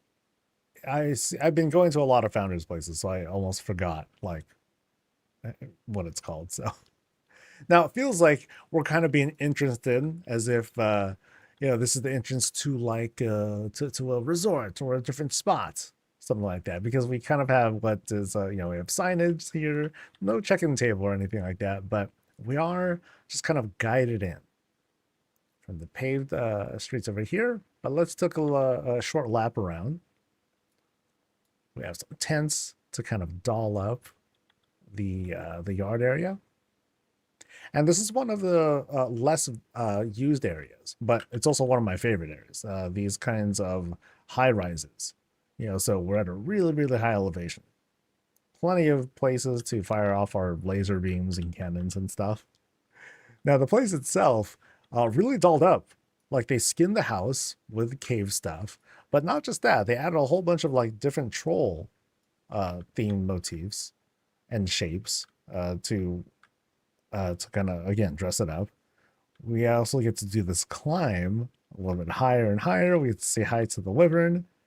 And as we get to the top, we just got trees. Big old trees that are like shooting out of the side of it, which is very nice. That's cool. Very neat. For whatever budget that we have to work with. Let's head on inside. The view is a big part why I took a block. No, for me too. I mean, it was part view, part elevation, so I can like snipe dudes from afar. All right, so as soon as we walk in, we definitely have this kind of troll temple vibe. Oh, and check this out. See this shot right here? You know what I see? I see uneven carpets being laid out on purpose. I like that. No, that's such a good little touch, and I appreciate that. So they redid the door too. Pillar, pillar, beam, beam, carpet or table actually, and then that's your thing. That's cool. It's clean. It's clean. It's simple. It's big. It's very big. Very intimidating. But yeah, total troll temple look. But I really like this shape. This construction is awesome. Check it out. So you got beams on the side here that are acting as like these stairs, but then they closed it off with this, I'm sorry, they use this platform to help shape it. So it has this very clean look to it. Yeah, I like this. Very creative, what they did here. Because they made this climb just look very pretty looking. Yeah, really neat. And then you have like a little platform there. Oh, it's the boss. So I have the little platform here to climb even higher, I guess. No higher, but to that back area there. I'm gonna drop down for now though. We'll start off here on the first floor and we'll explore what's going on. Yeah, hold on. I gotta take a shot of this. Yeah, really good. Really good. Very, like I said, very clean. I know sometimes I get impressed by like the littlest things, but this doesn't feel like a little thing. This feels like very well thought out. Because notice that they also did the same thing here with this initial climb up the first landing to create again this very solid look. you know, earthy tones really sticks with the troll theme and everything. Plus the torches, the banners, and all that stuff on the side. Yeah, I think it pulls that off really, really well. So let's progress. What else we got? So we got a hallway, plus a place to rinse off. And two, oh man, now this is minimalist. We just got a chamber pot. That's it, baby. Boom. Oh no. No. Oh, that's something. That's something. Well, I didn't expect that. Well, shucks. Now look at him. Now he looks all sort of grumpy. Oh, damn it. Got my feet in the poop again. All right. So that's one hallway. So right through here, we have a little pantry area. And nothing else. That's okay. Interesting, though.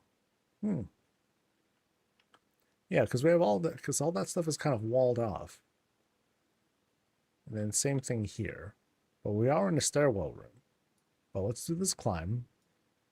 And since the boss is here, I'll hang out here too. Oh, this is like the throne room. Ooh, check it out. All right, now this looks good. This looks good. So they nice. Hey, what's up? So they reskinned the War Chief's chair, and he's like, "Nah, this is my chair now." So he took it, and he did. So he added like the yeah. I know I got poop on the. You know what? Just gonna. If that's the case, I'm just going to like. Oh man, my inventory is full. Yeah, we don't need that. We don't need that. I'm just gonna. All right, good. No more dress.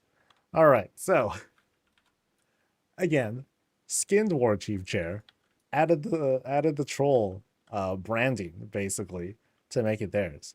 I really like this. Like this, even the setup like this, it looks really good.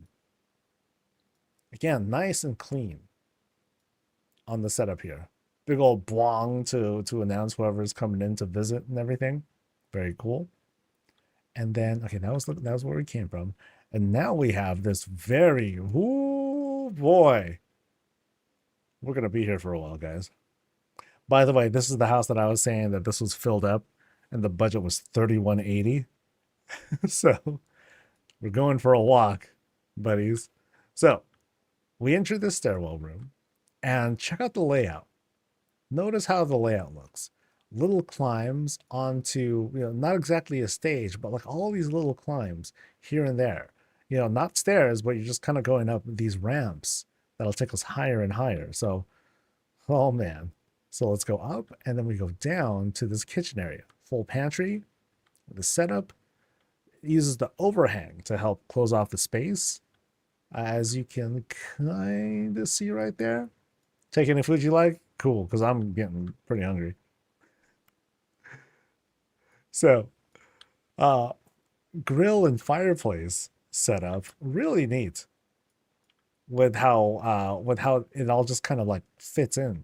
It's like Tetris, the way that these things just kind of slide in together and make this natural spot.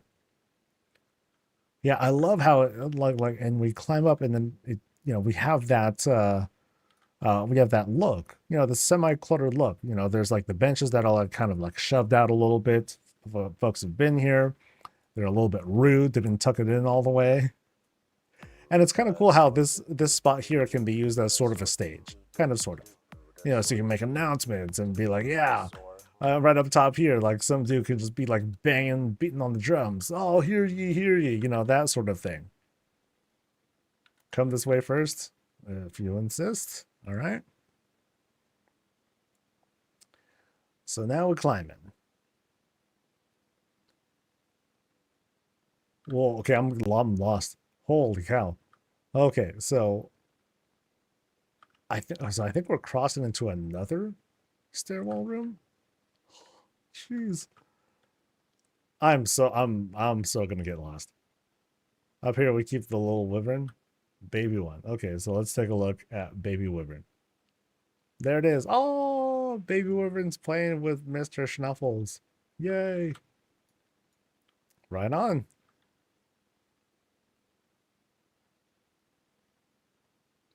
So,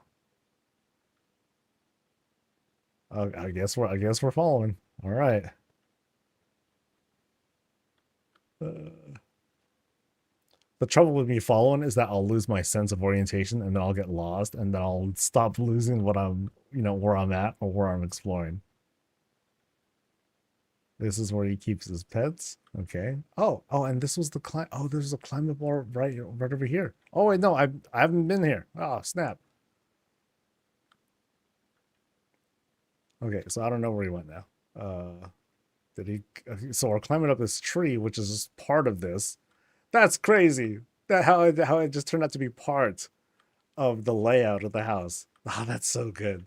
I mean, I don't know how they managed to move all this furniture up here, but they did. Troll strength, right? I'm thinking it's troll strength. So here's like this little bedroom spread that's been just kind of carved into this mountain or hill or something. And then right down here, another, here's like I guess this is the boss's room. You sit, you enjoy some stuff at the fireplace, have a snacky, change your transmog and all that, open up a secret shelf, discover nothing, and move on. And then notice too that they were thoughtful enough to, well, I mean, we have what is just like the covers from this overhang, but it successfully gives off the illusion of support pillars, to help keep this place up. That's all cool. I'm quite wowed by them setting something like this up where it's like this elevation, but it comes from the tree. And now I guess now we can go down. So down here, where we're just visiting, it's this little dedication on the side. Ah, second bedroom. So another bedroom that's chilling right here. Oh, interesting that we have the blood elf wall that's behind that. So, yeah, interesting choice. Here sleeps the time dragon. Oh, So many guests hang out here. Trap door. I don't even know what floor I'm on right now. I guess I am at a higher elevation. But here we just happen to have Eriko statue and all that. And then now, yeah, I have no sense of depth right now. I don't know where I am. But now we're going down into this spot. Oh, and there's the entrance. Oh, okay, we were just here. So this is the thing that was on the side. Ah, look at that. I'm going to backtrack. So go back here. So that's why you had this kind of diagonal climb, I guess. It happened to align with this climb here that took us to the upper area. Huh. Close the trap door. Very awesome. We're back here where the dragon person lives or sleeps or something. And then now we can kind of backtrack now. So I think I have some of my orientation back. Not quite all of it, because what's down here? Now over here I'm lost. Over here now it's kind of a garden area that we discovered, right? So here's the auto water thing, right? We have a couple other things. Trails over there, fishies, and everything. Greens all over the place. The rocks are just everywhere. Rocks are doing so much to shape this place. Yeah, so here we have like these isolated flowers, some research, some extractions, plantings, documenting of things. Yeah, definitely a spot for like study and alchemy and things like that. The garden. It's a garden for sure. I think there's like a little bit more of this area here too. Or it's just way too big. Yes, it is just way too big because now where I'm at. So now I climb up here and this happens to be The stage. Yeah, where we were just at, right? Um, so the way that all these things connect back together, it's like, oh, so now I'm here. Okay. This is crazy, dude. I don't know how to plan something like this. And so now I'm gonna go. So now I'm pissing off the boss because I'm like going wherever I want. Okay, and then now down here, Moonwell sorts of stuff, or at least like the river at the bottom of the place. This is where all the water runs through. Oh, it's the bath. Oh, dude, heck yeah. Boop. In I go because I gotta clean up all the poop that I was standing in earlier, man. So I blame them. That's what they get. Oh, that's so cool though. Multiple fountains set up there as well to make the splashing effects. The moon wells right down there to help give texture to the moving, the living water. And like other bits of ambiance as well, greens all over the place, sort of random Dranathist stones that are just chilling there too. Again, to give a bit more color, life, personality to the space. So now we're back here at the garden area, and it looks like we're going to be doing a climb. Oh, I think, little dedication for absent friend. Got it. Shrine for Oak, my old pet. Oh, oh. Okay, move on because I'm gonna start crying. Let's go. Oh,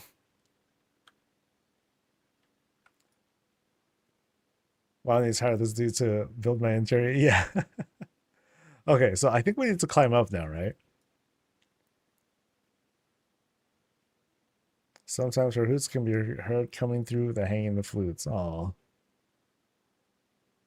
okay. So now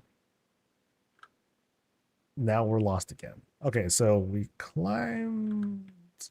I actually I think we came from.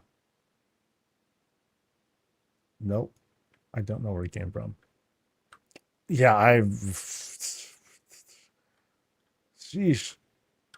Okay, I guess we'll go down this here and see what we get. Because now we have this other room that is built pretty much entirely of rock. Oh man. And then right down here we have the forge. Oh, awesome. This looks so good, dude. So we climb down into this forge full of like fireballs and all that. And the way this is set up is so good. With with the way the totems are positioned and everything. That's so neat. I feel like I want to loot that, but I can't. So, I mean, what's really amazing about this place and the construction is that just rocks, rocks, rocks, rocks. They're huge rocks and everything, right? But all placed down and shaped to create and carve out rooms. Sheesh. And I think I'm going this way now. There's an arrow. Cool. Rock goes, no, don't worry about that, dude. I'm too busy gushing to worry about flaws. Okay, and now we have like this whole like kind of little village. There's like a little goblin village that's set up here too. House house motif, house, three houses is what we would have here. But it's not, we can't go inside. But no, it has this whole thing set up. That's crazy. And it really pulls off the whole goblin vibe with the right colors and shapes because you have certain things. Goblin tables right up here, they help a lot to create the shape, but then otherwise you have the Gilnean walls and more goblin tables for like the doors and everything, and then just throw down enough goblin stuff and you'll be convinced, and I am convinced because I'm very inventive on using the table right here because it does a good job of acting as a roof. because now we have a roof. And then we have like this kind of like shack sort of house. Very cool. And again, rocks. I don't see any like, I don't see the actual rooms at all. Let me clean up some more of the poop on my shoes. And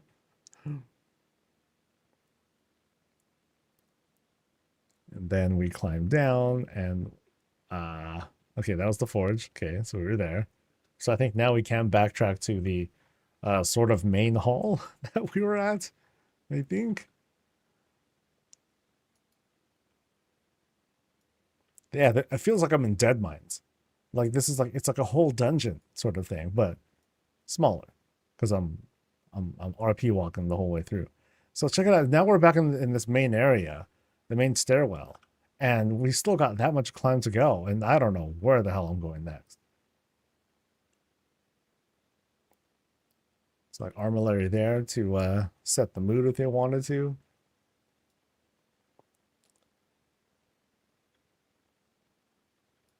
All right, and now a guest room, along with all who knows what's going on over there, and then now we have a normal looking room. I appreciate that. Nothing too crazy. It's actually a room.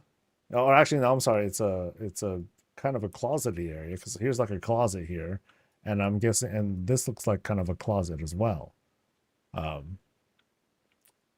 Yeah, I think we're good. And now I think we can go this way. My torn friend stays up ahead. All right. Oh, and, oh, it's not toxic stuff. It's green. Oh, we're outside. Somehow we're outside now. Good Lord. Oh, check out the backdrop there. Oh, that's so good. Oh man. Okay. So Torn Friend sleeps outside. That's cool. So here, so check out what they did. They took up most of the skybox room with more freaking rock. More rock. And we have this elevation here. Oh, that's so sick. Oh man. And the illusion of scale that's up there. You know, so it's as if we're an Orgrimmar. And this is like, or you know, we're on Kalimdor, and that's like the world tree. That's Nordrassil. And then here you just have like that illusion of distance. Now the fact that it goes through the clouds, really good. Like we're seeing such a great display um of these rooms. I think what I'm gonna do, I decided because today's visits have really underlined it. I'm gonna do kind of a feature of a bunch of these places that we've seen today and show off just what's possible with the skybox rooms. You know, how they've, you know, what people have been able to do with the spaces here. Because this is amazing. This is great. I'm telling you, it just keeps getting better and better. Oh man. So good. So good. Yeah, never mind the breaking of illusion there. I don't care. It's just that this is, that's just mind blowing. Mind blowing. Okay, so we're here. That spot's no climb up, and then okay, now we're back here at the kind of main room, and then we kind of like start going across. I'll let him lead the way. So we go across up this climb here. Oh, look how high up we are already, and we're not done. Oh, look at this little dip. Boop, boop, boop. Place to chill and hang out. Because boy, are we tired. Boy, are we tired. All right, so we do more of the climb up these fences and across the suspension bridge that they set up now. You know, and notice the tree that we're climbing up. Now we're getting to the top of this thing and like the giant apples and everything.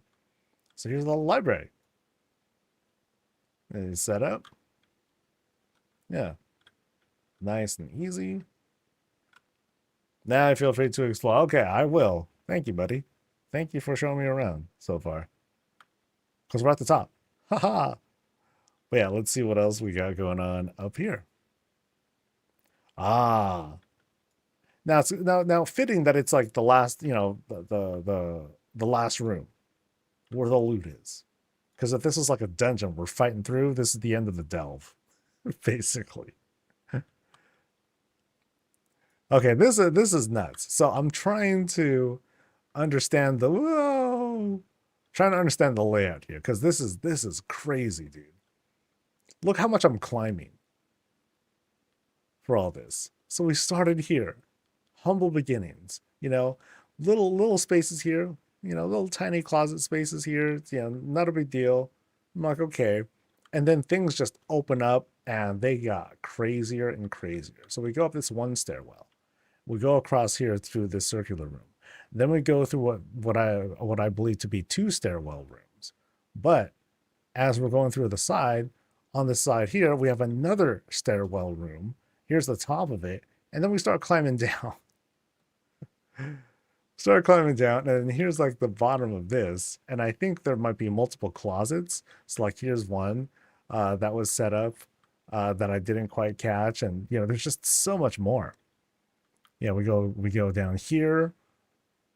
So that might be another two stairwell rooms that we're climbing here. This is the layout is just crazy.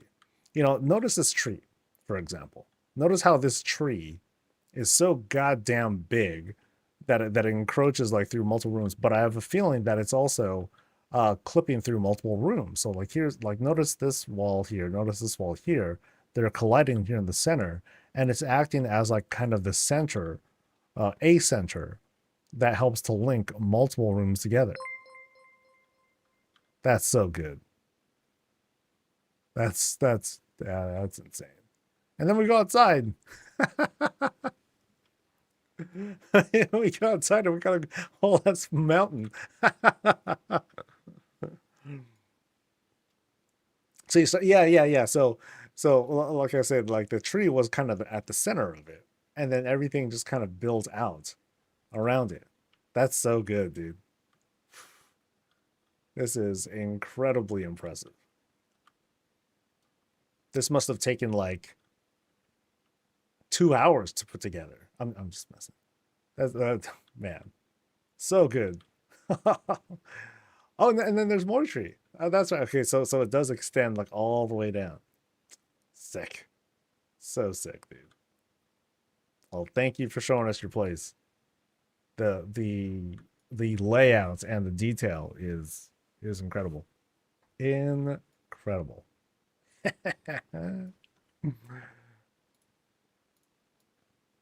All right. And we got one more for the day. Somehow I got through. Yeah, somehow I got through all 7. Some of them were shorter visits. So we had a good contrast.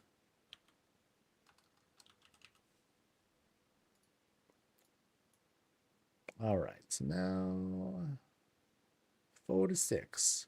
Oh, thank you for the visit. This was a treat for all of us. Thank you for inviting us.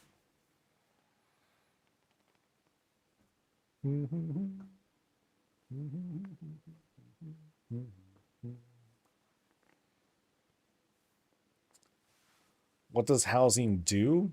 It knocks my socks off. That's what it does. Man, so crazy. So crazy. All right.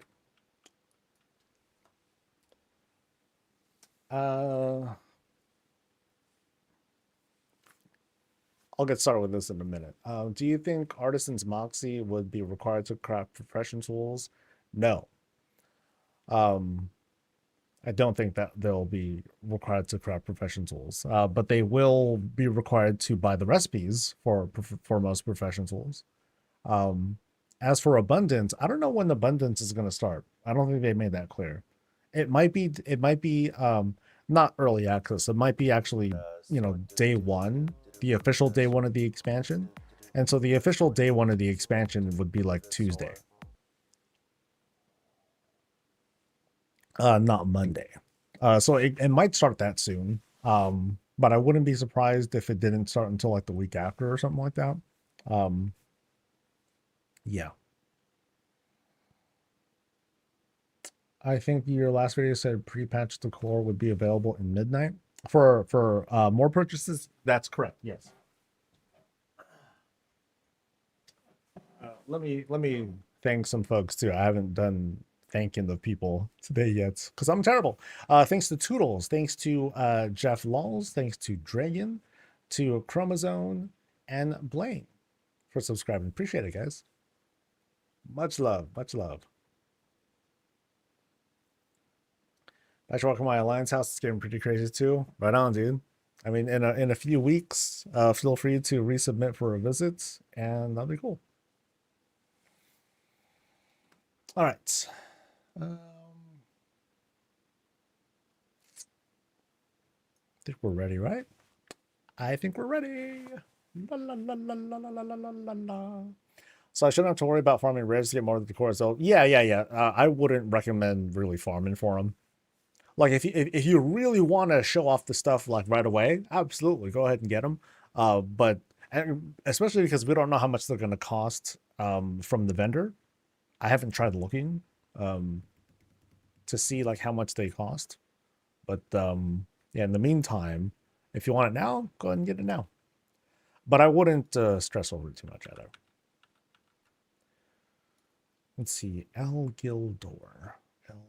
Okay, let's go with that.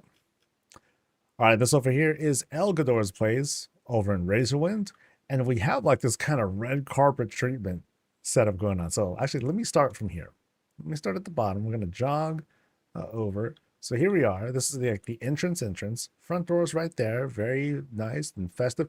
It's almost like I'm rolling up in front of like the Chinese movie theater or something like that. Like if I had my my drive vehicle, I'd skirt and then I'd come out and then go down the catwalk. Oh man, look at this, so awesome. Oh, he's so cute. I mean, look at me, so adorable, right? Anyway, off to the side here, we have this fountain, but it's also being double dressed. Platform, circular carpet, then you got your fountain right over there.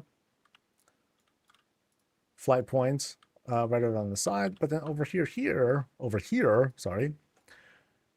Yeah, this does have this sort of red carpet kind of feel, where this is where like some of the Emmy winners, they like hang out and then they, you know, they get their statue engraved or whatever while they have snacks and they talk to reporters and they get pictures taken and so on and so forth.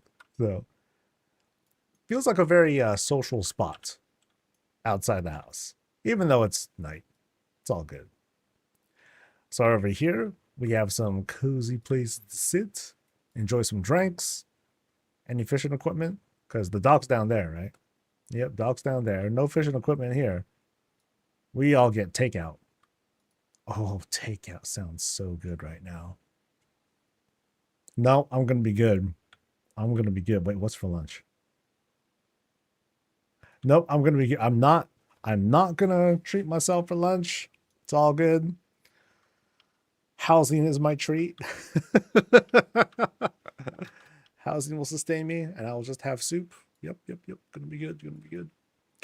So, way to derail the visit, right? All right. So, very cool setup that they have out here. Like I said, kind of like this red carpet treatment, which I like. But let's see what's going on inside. Because I mean, it looks like it's going to be like a huge place, but we can be easily fooled, very easily fooled. It's just that, man, they chose like such a crazy layout for the exterior. So much room for growth.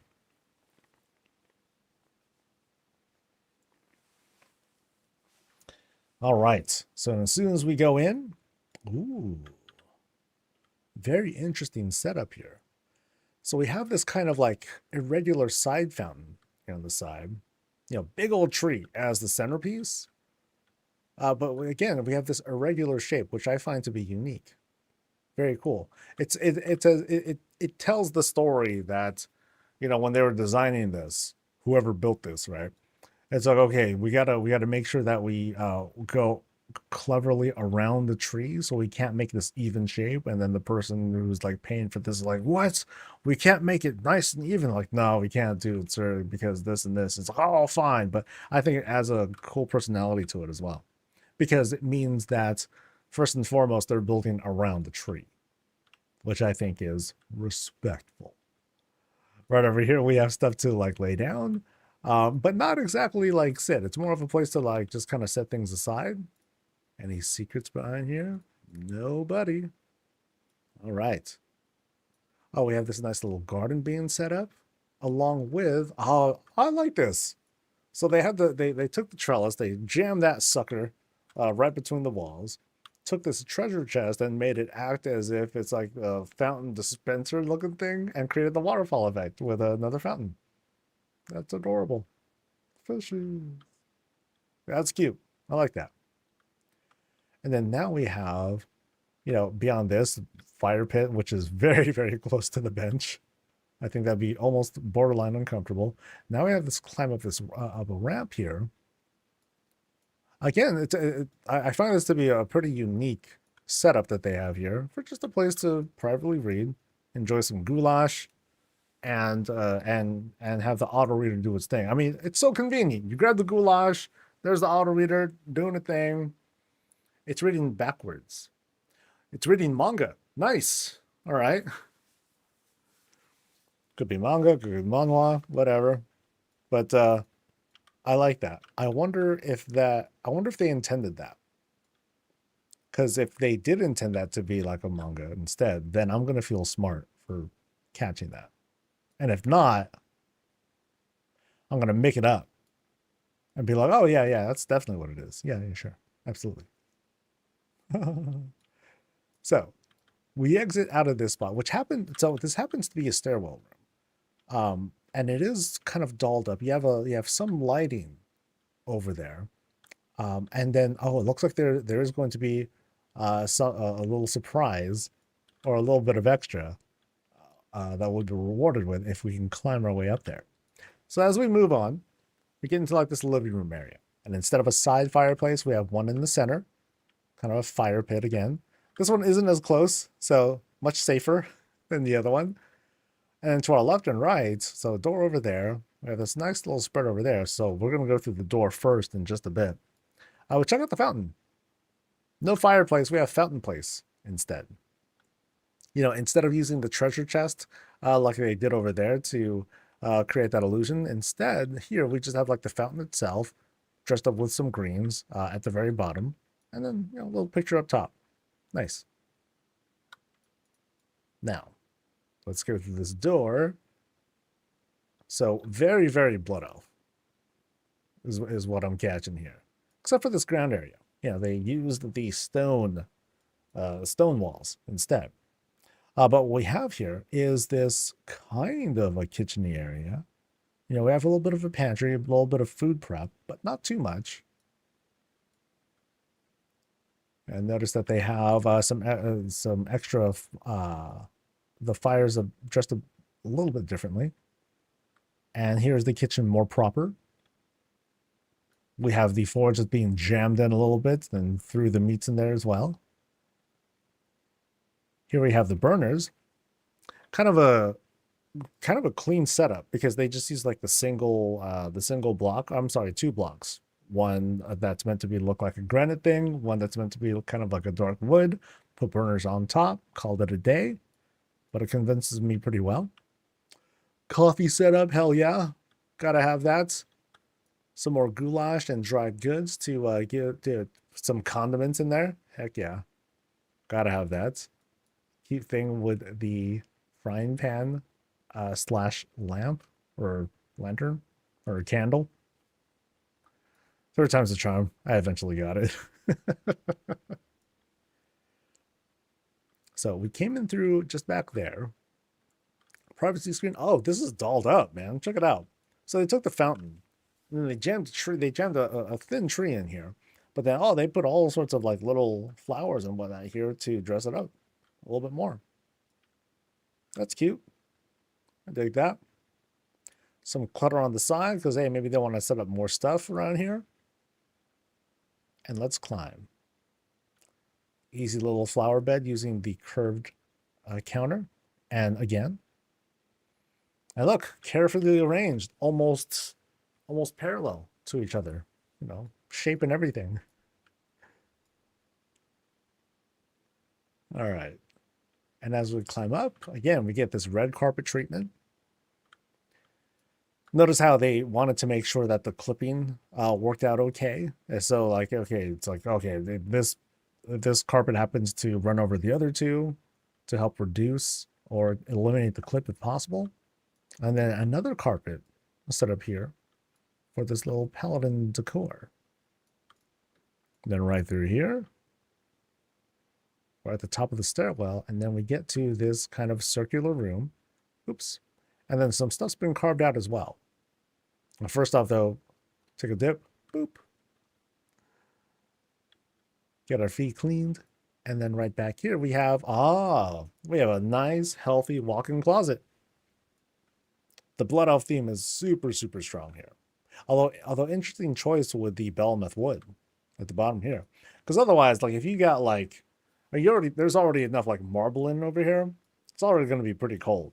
You know, you want to have like something a little bit more soft, a little bit more warm for the feet. Nice bed set up. Here's again the basically a bed. The Winged Chase is what it's called. I don't know what the word chase means. I'm gonna guess almost a bed slash bench kind of thing. But no, really good setup here. And then check out the outdoors. Oh, here it is. This is what we're looking at.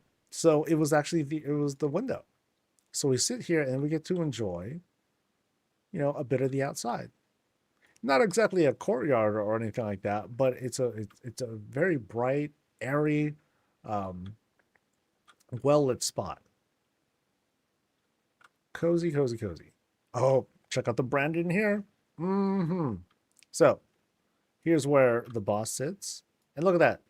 Big enough chair that it's big enough to invite friends to like sit next to him so that it can go over plans. Oh, and check it out too. The French press automatically pouring more coffee. Smart. That is smart. Let's see. Yeah, dig the branding. I appreciate that. Yeah, and then notice how you walk in through here. This is the top area. You walk in, and then, you know, they made sure to create like these little separators here. Nothing too crazy. Didn't mind so much the very solid clips here. But that's okay, because it still looks clean. It still has like a texture to it, so it doesn't feel like there's anything lost from there.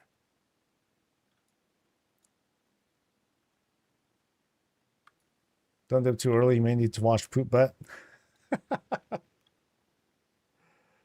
All right. So I'm pretty sure there was more. So I think I gotta climb down now. I'll go ahead and jog down.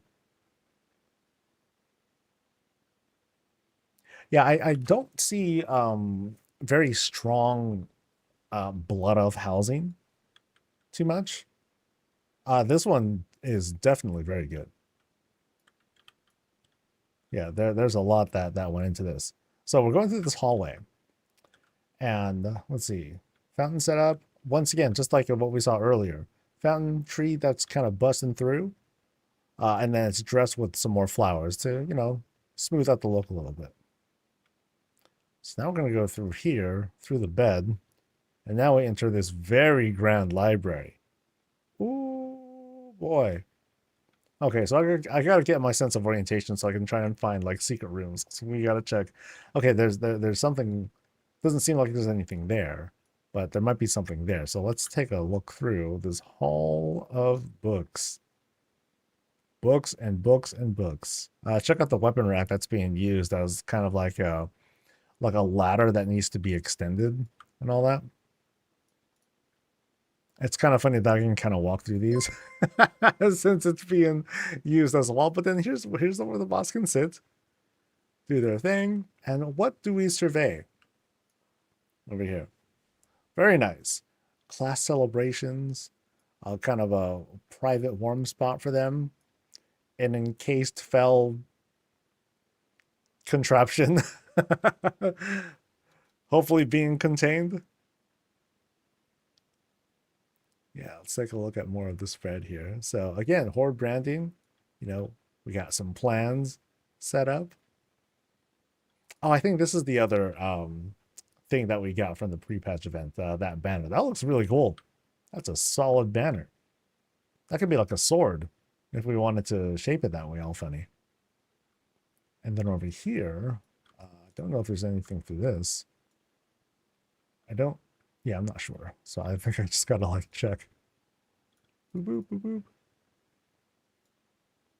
Yeah, there was no indicator that there were or were not secrets. So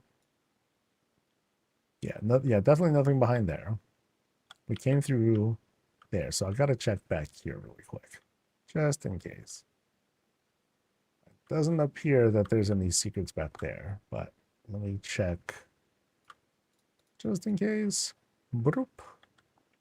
Nope, doesn't look like it. Okay, cool. All right, back here again. So big library. And then right up here, we have this included cozy spot. Grab your book, enjoy some of the warmth and some of the quiet. With so many books around here, and especially and even if you have like this kind of ceiling, I mean, I'm not exactly sure what kind of texture this is supposed to be. It might, I'm sure it's probably like some sort of stone texture, just like everything else with the blood elf stuff, something somewhat metallic. But then the books and everything and the wood should do a good job of absorbing some of the light and I'm sorry, some of the echo that you're probably bound to hear. So keep going through, and again, really strong theme. I dig it. I like it. And we enter the loo. Straight in. And how are we looking? Well, I'm wearing the toilet. Absolutely. Oh, nice touch. They added that little piston thing as the button. That's cute.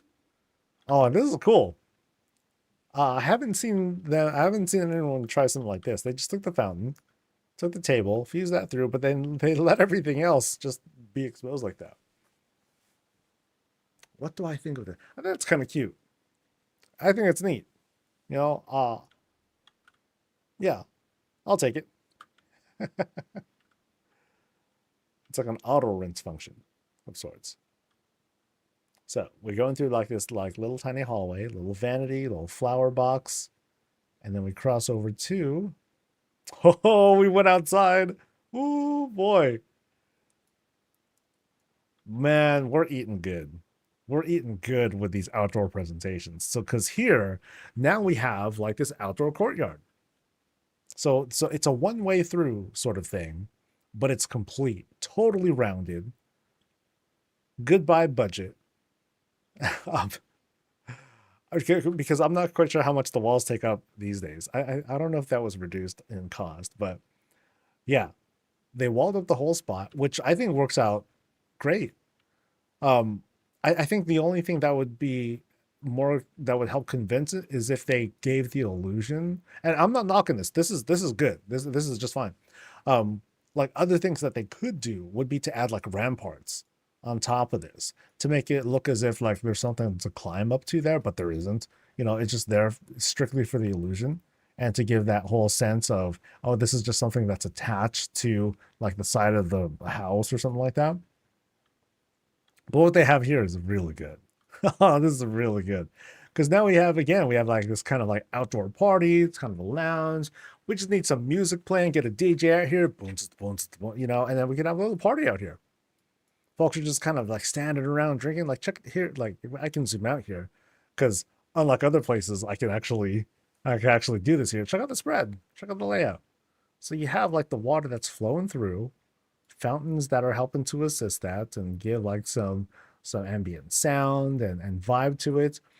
Big old trees under each spot, so people have like places to like just kind of stand around if they wanted to, like, you know, be here and like, okay, let's just talk over here, or let's like go over here and make out. Sure, whatever.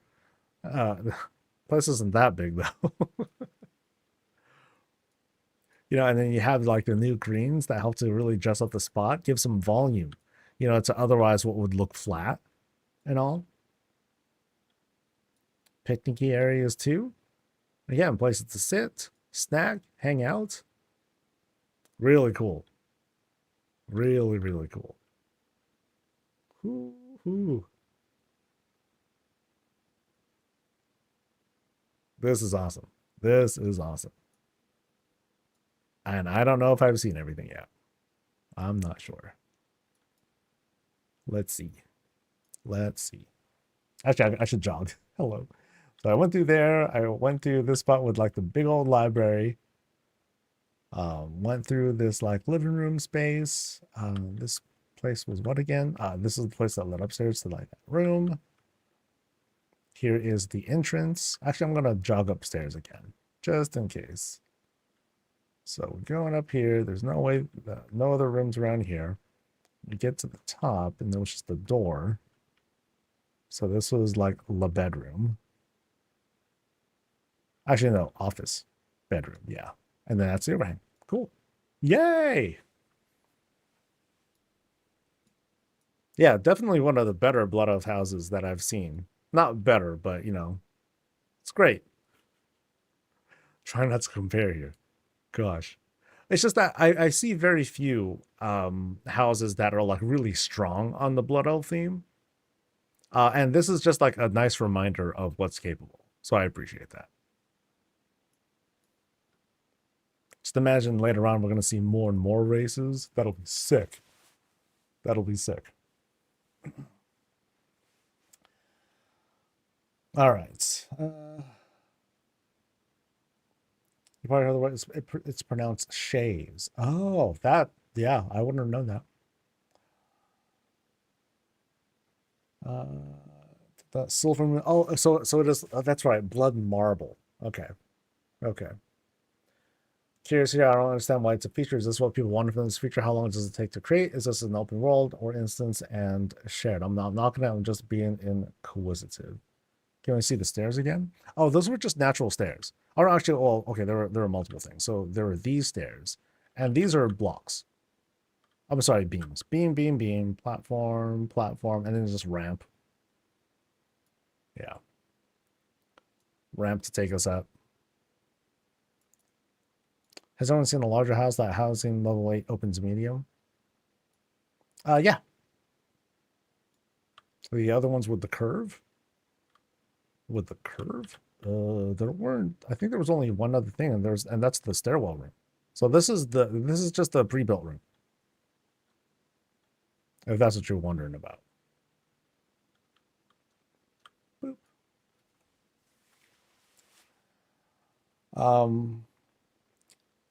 I can't answer for everyone, David, but the point of housing is to give a series of tools and brushes or decor, and then just let people have at it, and then let people make whatever they feel like.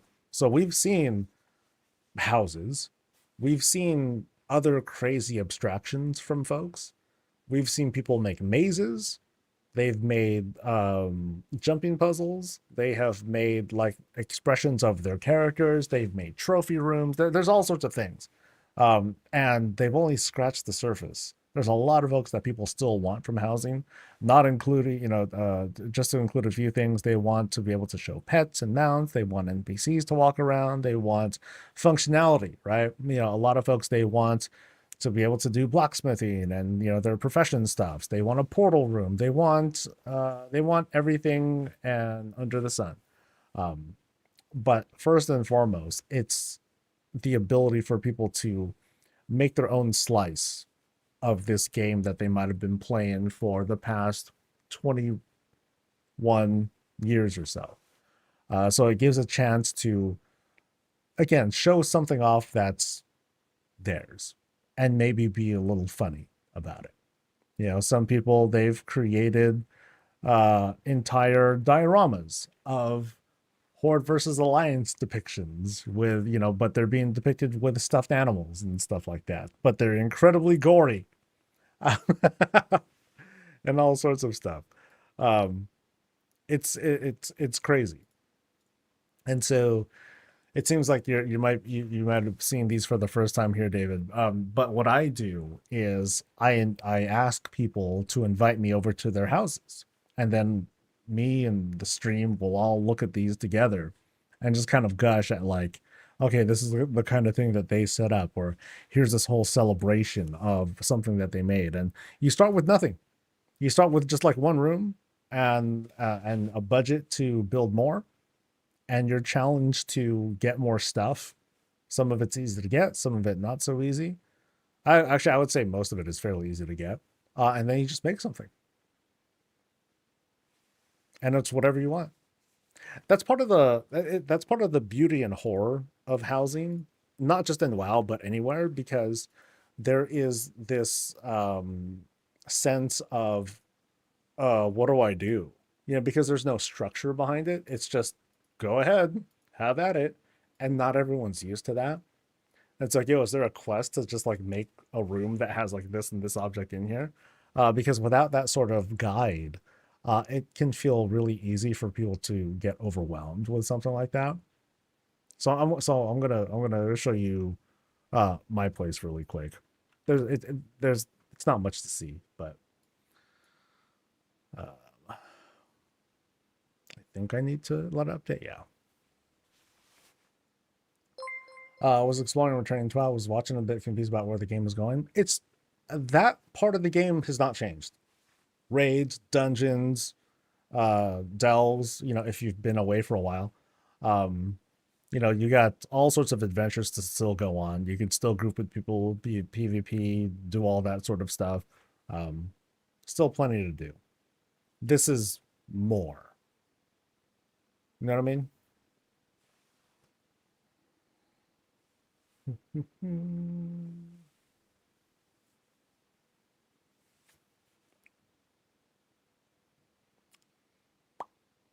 Housing is what games do, keep you busy, plus the added gold thing, which Blizzard loves. I mean, isn't that the whole point? We are, because remember, we're in the conversation of video games. So the whole point is, are we entertained? Yeah. Okay. That's it. It's pretty simple. It's hard to have like crazy serious conversations about the ethics of monetization and all that stuff in video games, because we're talking about video games, and you know where do we go with that? Oh yeah, I didn't show you guys live the house. Here, well, I'll show you that one real quick. Or actually, well, since I'm here now. So did I do anything? Yeah, there are two new things that I did because I had time. One was to make the coffee machine. So here's my coffee machine. I showed this off um, on social media, but here it is live, animated and everything. Coffee machine. So the grinds and the water comes from the pipe here, and then things happen, and then the coffee comes out. Freaking baller. And I've been telling y'all, this is what I wanted to do. I wanted to make this monstrosity of a coffee machine, and this is it. Is it espresso? Oh, of course, espresso. Yeah, it's a nice and small shot. Just it's gonna be like 3 or 4 shots, boop, that go right down there. Oh, and here's the best part: the lever is backwards. It's actually up to, to to operate it. When I put it down, I was like, ah, crap! I rotated it the wrong way. I'm like, you know what? That's perfect. That's perfect, because now I got like little clicky things to hit. Oh yeah, gauges are going. Oh boy, fidget spinner.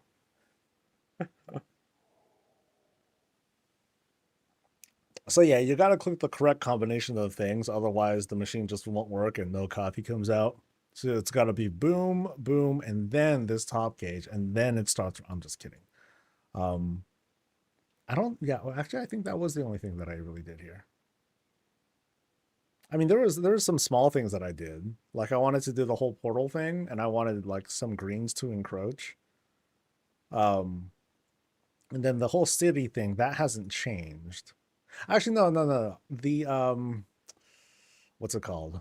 The Arakoa statue. That's the sun. That's actually back there. So behind that portal is the real world. And then this, I haven't really decided what to do yet. It's just there. I just want to make like cool windows. That's all they are. They're just windows. Doesn't go anywhere. And then I thinned this out. I took out the bookshelves that were here. I wanted to open the space up a little bit more. And that was all that I did. So one step at a time, buddies. One step at a time. All right, so let me show you the good place. No. And then we'll wrap up for the day.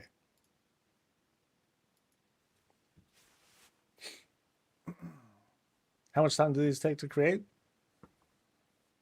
It could be a few hours. It could be weeks. It could be never done, honestly. Like it's really, again, it's your thing. So you can make like a one room shack. Sure, go ahead and call it done. Put down the bed, put down a thing, or have no bed. You can just have a chair, whatever. If you want, you can, like I said, you can just make a one room house with just a chair over there and just sit and enjoy the view.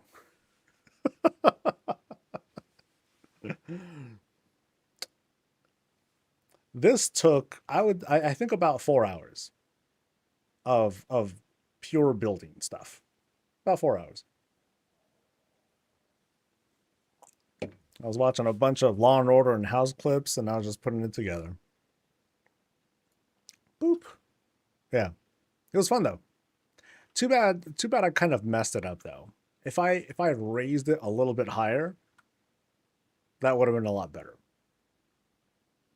I think it would have been a lot better. Not by much, but it would have been better. Now, honestly, I didn't need this many lights, because like here, like now I can kind of commentate on this a bit.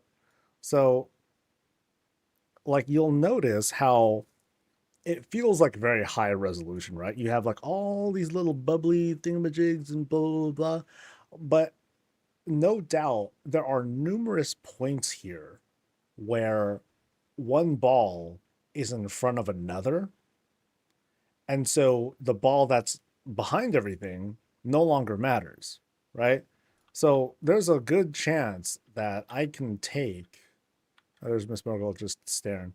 I could so here's a lot of the shape. I could probably take a good chunk of these balls that are right here, take them out, and I wouldn't notice a thing. It would still be like fine. So one of the lessons to learn for me at least is to narrow the space where I would place the balls, and then that would help to create a complete shape without using nearly as many balls as I did before. So it's just like, okay, cool. Set up so I would have like something like this. I would sit. Well, I would just arrange a whole bunch of like the balls in a row, and just kind of pile them all up into a certain space, and then I'll set up the stencil, and then I'll start taking one object at a time, raise them up to the area right under the stencil, and then that would help to create the shape, and that would work out. So I made an innovative signature masterpiece in 4 hours. It took 5 making the Sapi basic. Shut up, dude. Shut up. I mean, the secret is like having a very simple stencil drawing, because you want it to be a fairly simple shape. You don't want to have it to be too detailed. Now you can pull it off, but I think that's going to take like artist level work, and that's not me. Because what you can do is, like, let's say you have a portrait or something like that. Like, let's say it's supposed to be Xalatath or something like that, something that's really complicated looking.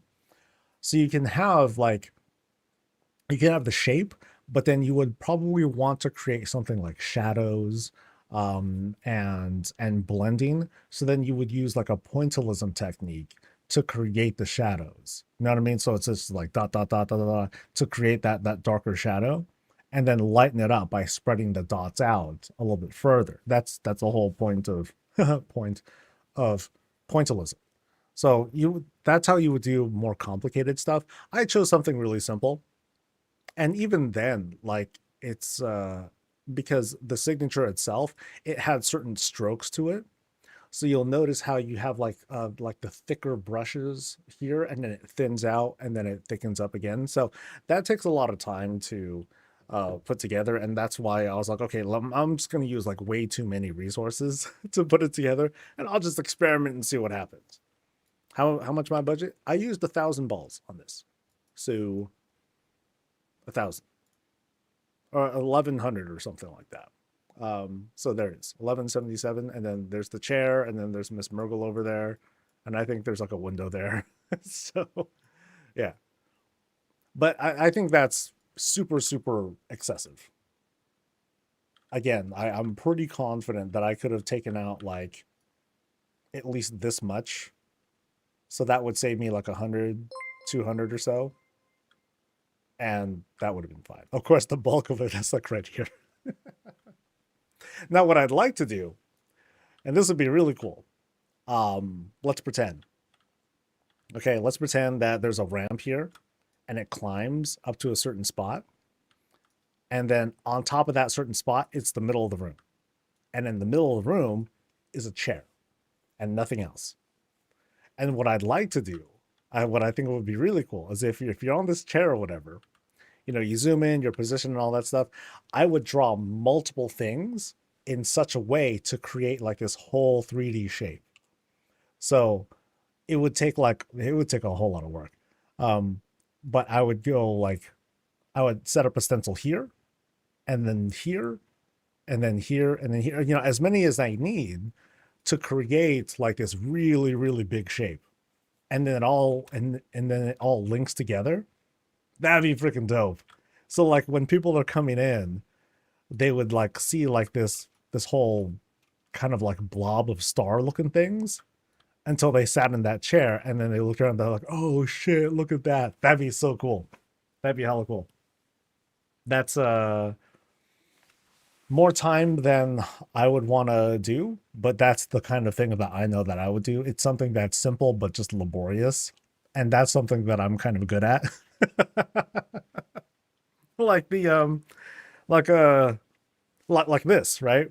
It's simple, but then but most of the work was me figuring out the whole procedure. Like how would I do it? And the whole thing with the stencil and the video capture, that's what helped to really do it.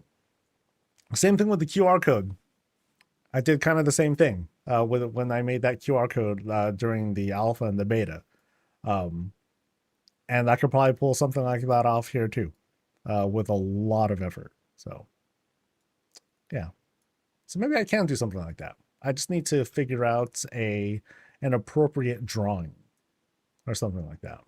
I mean, hell, something I can do, spoiler alert, maybe I can just do the World of Warcraft logo thing, right? That'd be kind of neat. Something simple. So like, if I want to really kiss ass, I'll have the WoW logo, whatever, and then the Blizzard Entertainment thing, and then I don't know, whatever, and then whatever, yeah. So, can you climb on it? Yeah, these have collision. So, you want to be careful. Like, if you wanted to do something like this, you want to keep some of those things in mind that if they're too close, then they'll get in the way of like the rest of your architecture and all that. So, yeah, you can see how it kind of like slowly comes together. It's like, ooh, the shape. Nope, nope, nope. So you also need to be very particular about which character or what kind of character you use. So this is a Zendalari troll. This happens to work out fine. But short characters, they break it. Or you want to make sure which character you want to make this shape with, because the center of the camera is different. So a Zendalari troll is going to be different from a gnome or a Vulpera. I don't know if it's like all shared, but I could say that between Tauren, Zendalari trolls, humans and blood elves, they have the same center when the camera is like zoomed all the way in. So when you click here, the shape looks correct, or it looks consistent. But if I change into a Vulpera and I sit down, then the shape gets all messed up. Um, so if you do want to do something like this, you want to tell yourself and also tell others, oh, it doesn't work with certain kinds of characters because the camera stuff will get all messed up. So it's not perfect, unfortunately. Yeah, I can put in like my channel logo or whatnot if I wanted to as well. So I paid a high price for that segment. It's all right. Then I need to make it to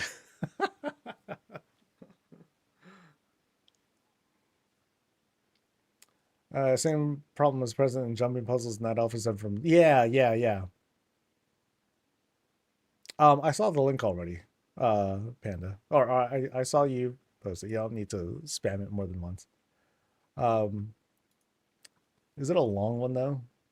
If it's long, I'm like, I think I'm gonna eat.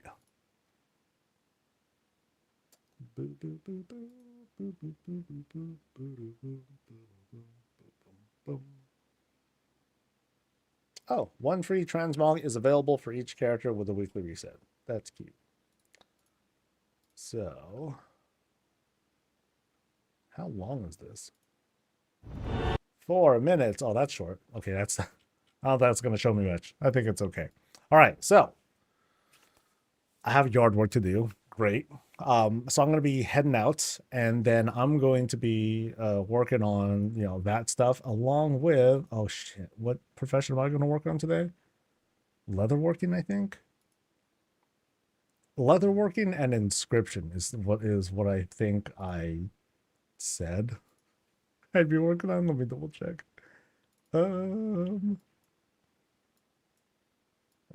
yes, inscription and leatherworking are going to be on the list. So they'll be out by the end of the week. I'm not going to get any of these out tomorrow. Like at the very earliest, Wednesday for one of them, and then Saturday for another one, something like that. And I'm going all in with these things. So I'm still not going to be doing any weekly recaps on Saturday yet. I'm not going to yeah. No, actually, I just I finally bit the bullet because I'm dealing with health stuff. I'm like, I'm just gonna hire folks to clean out the yard, and then they got it done in like 3 hours. I'm like, God damn it, this would have taken me weeks to do by myself. So money well spent. Don't forget to do everything when you're doing mowing. God. Thank you, Brick. Appreciate it. Yay. All right. So let me find a place to boot y'all over to. Where's my thing? Let's find a person to raid. La la la la la la la la la la la la la la la la la. Zep, Wochi, and Towel. Huh. Oh, okay. She's playing Guild Wars 2. Never mind that one. Is there anyone new? Anyone who I haven't hung out with or whatever? Let's see. Or anyone who I should be following and I just haven't yet. Because I know them and I'm like, oh, I forgot about you. Oh.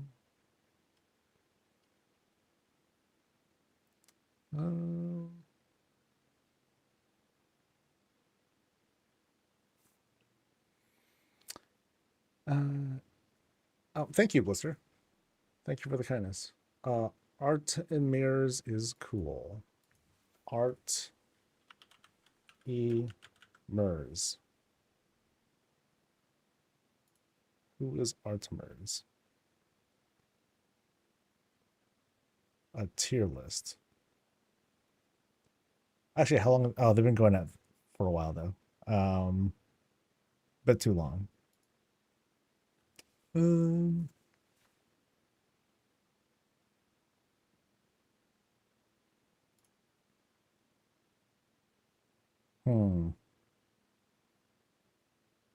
Reset meta to prayer, TBC, and oh, he's doing TBC stuff. Everyone's been up too long.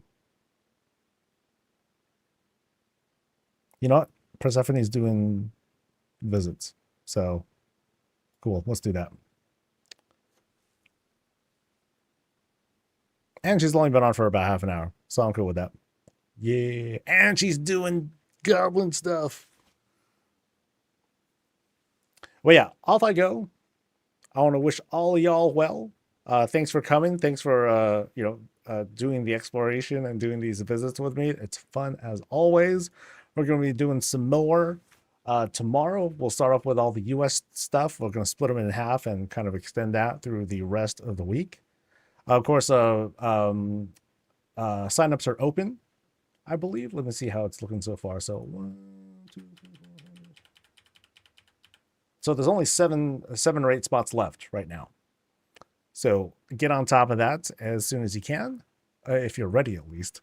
And you guys have a great rest of the thing. I'll see you guys later. And until then, stay safe, stay healthy, and as always, stay breezy. Bye.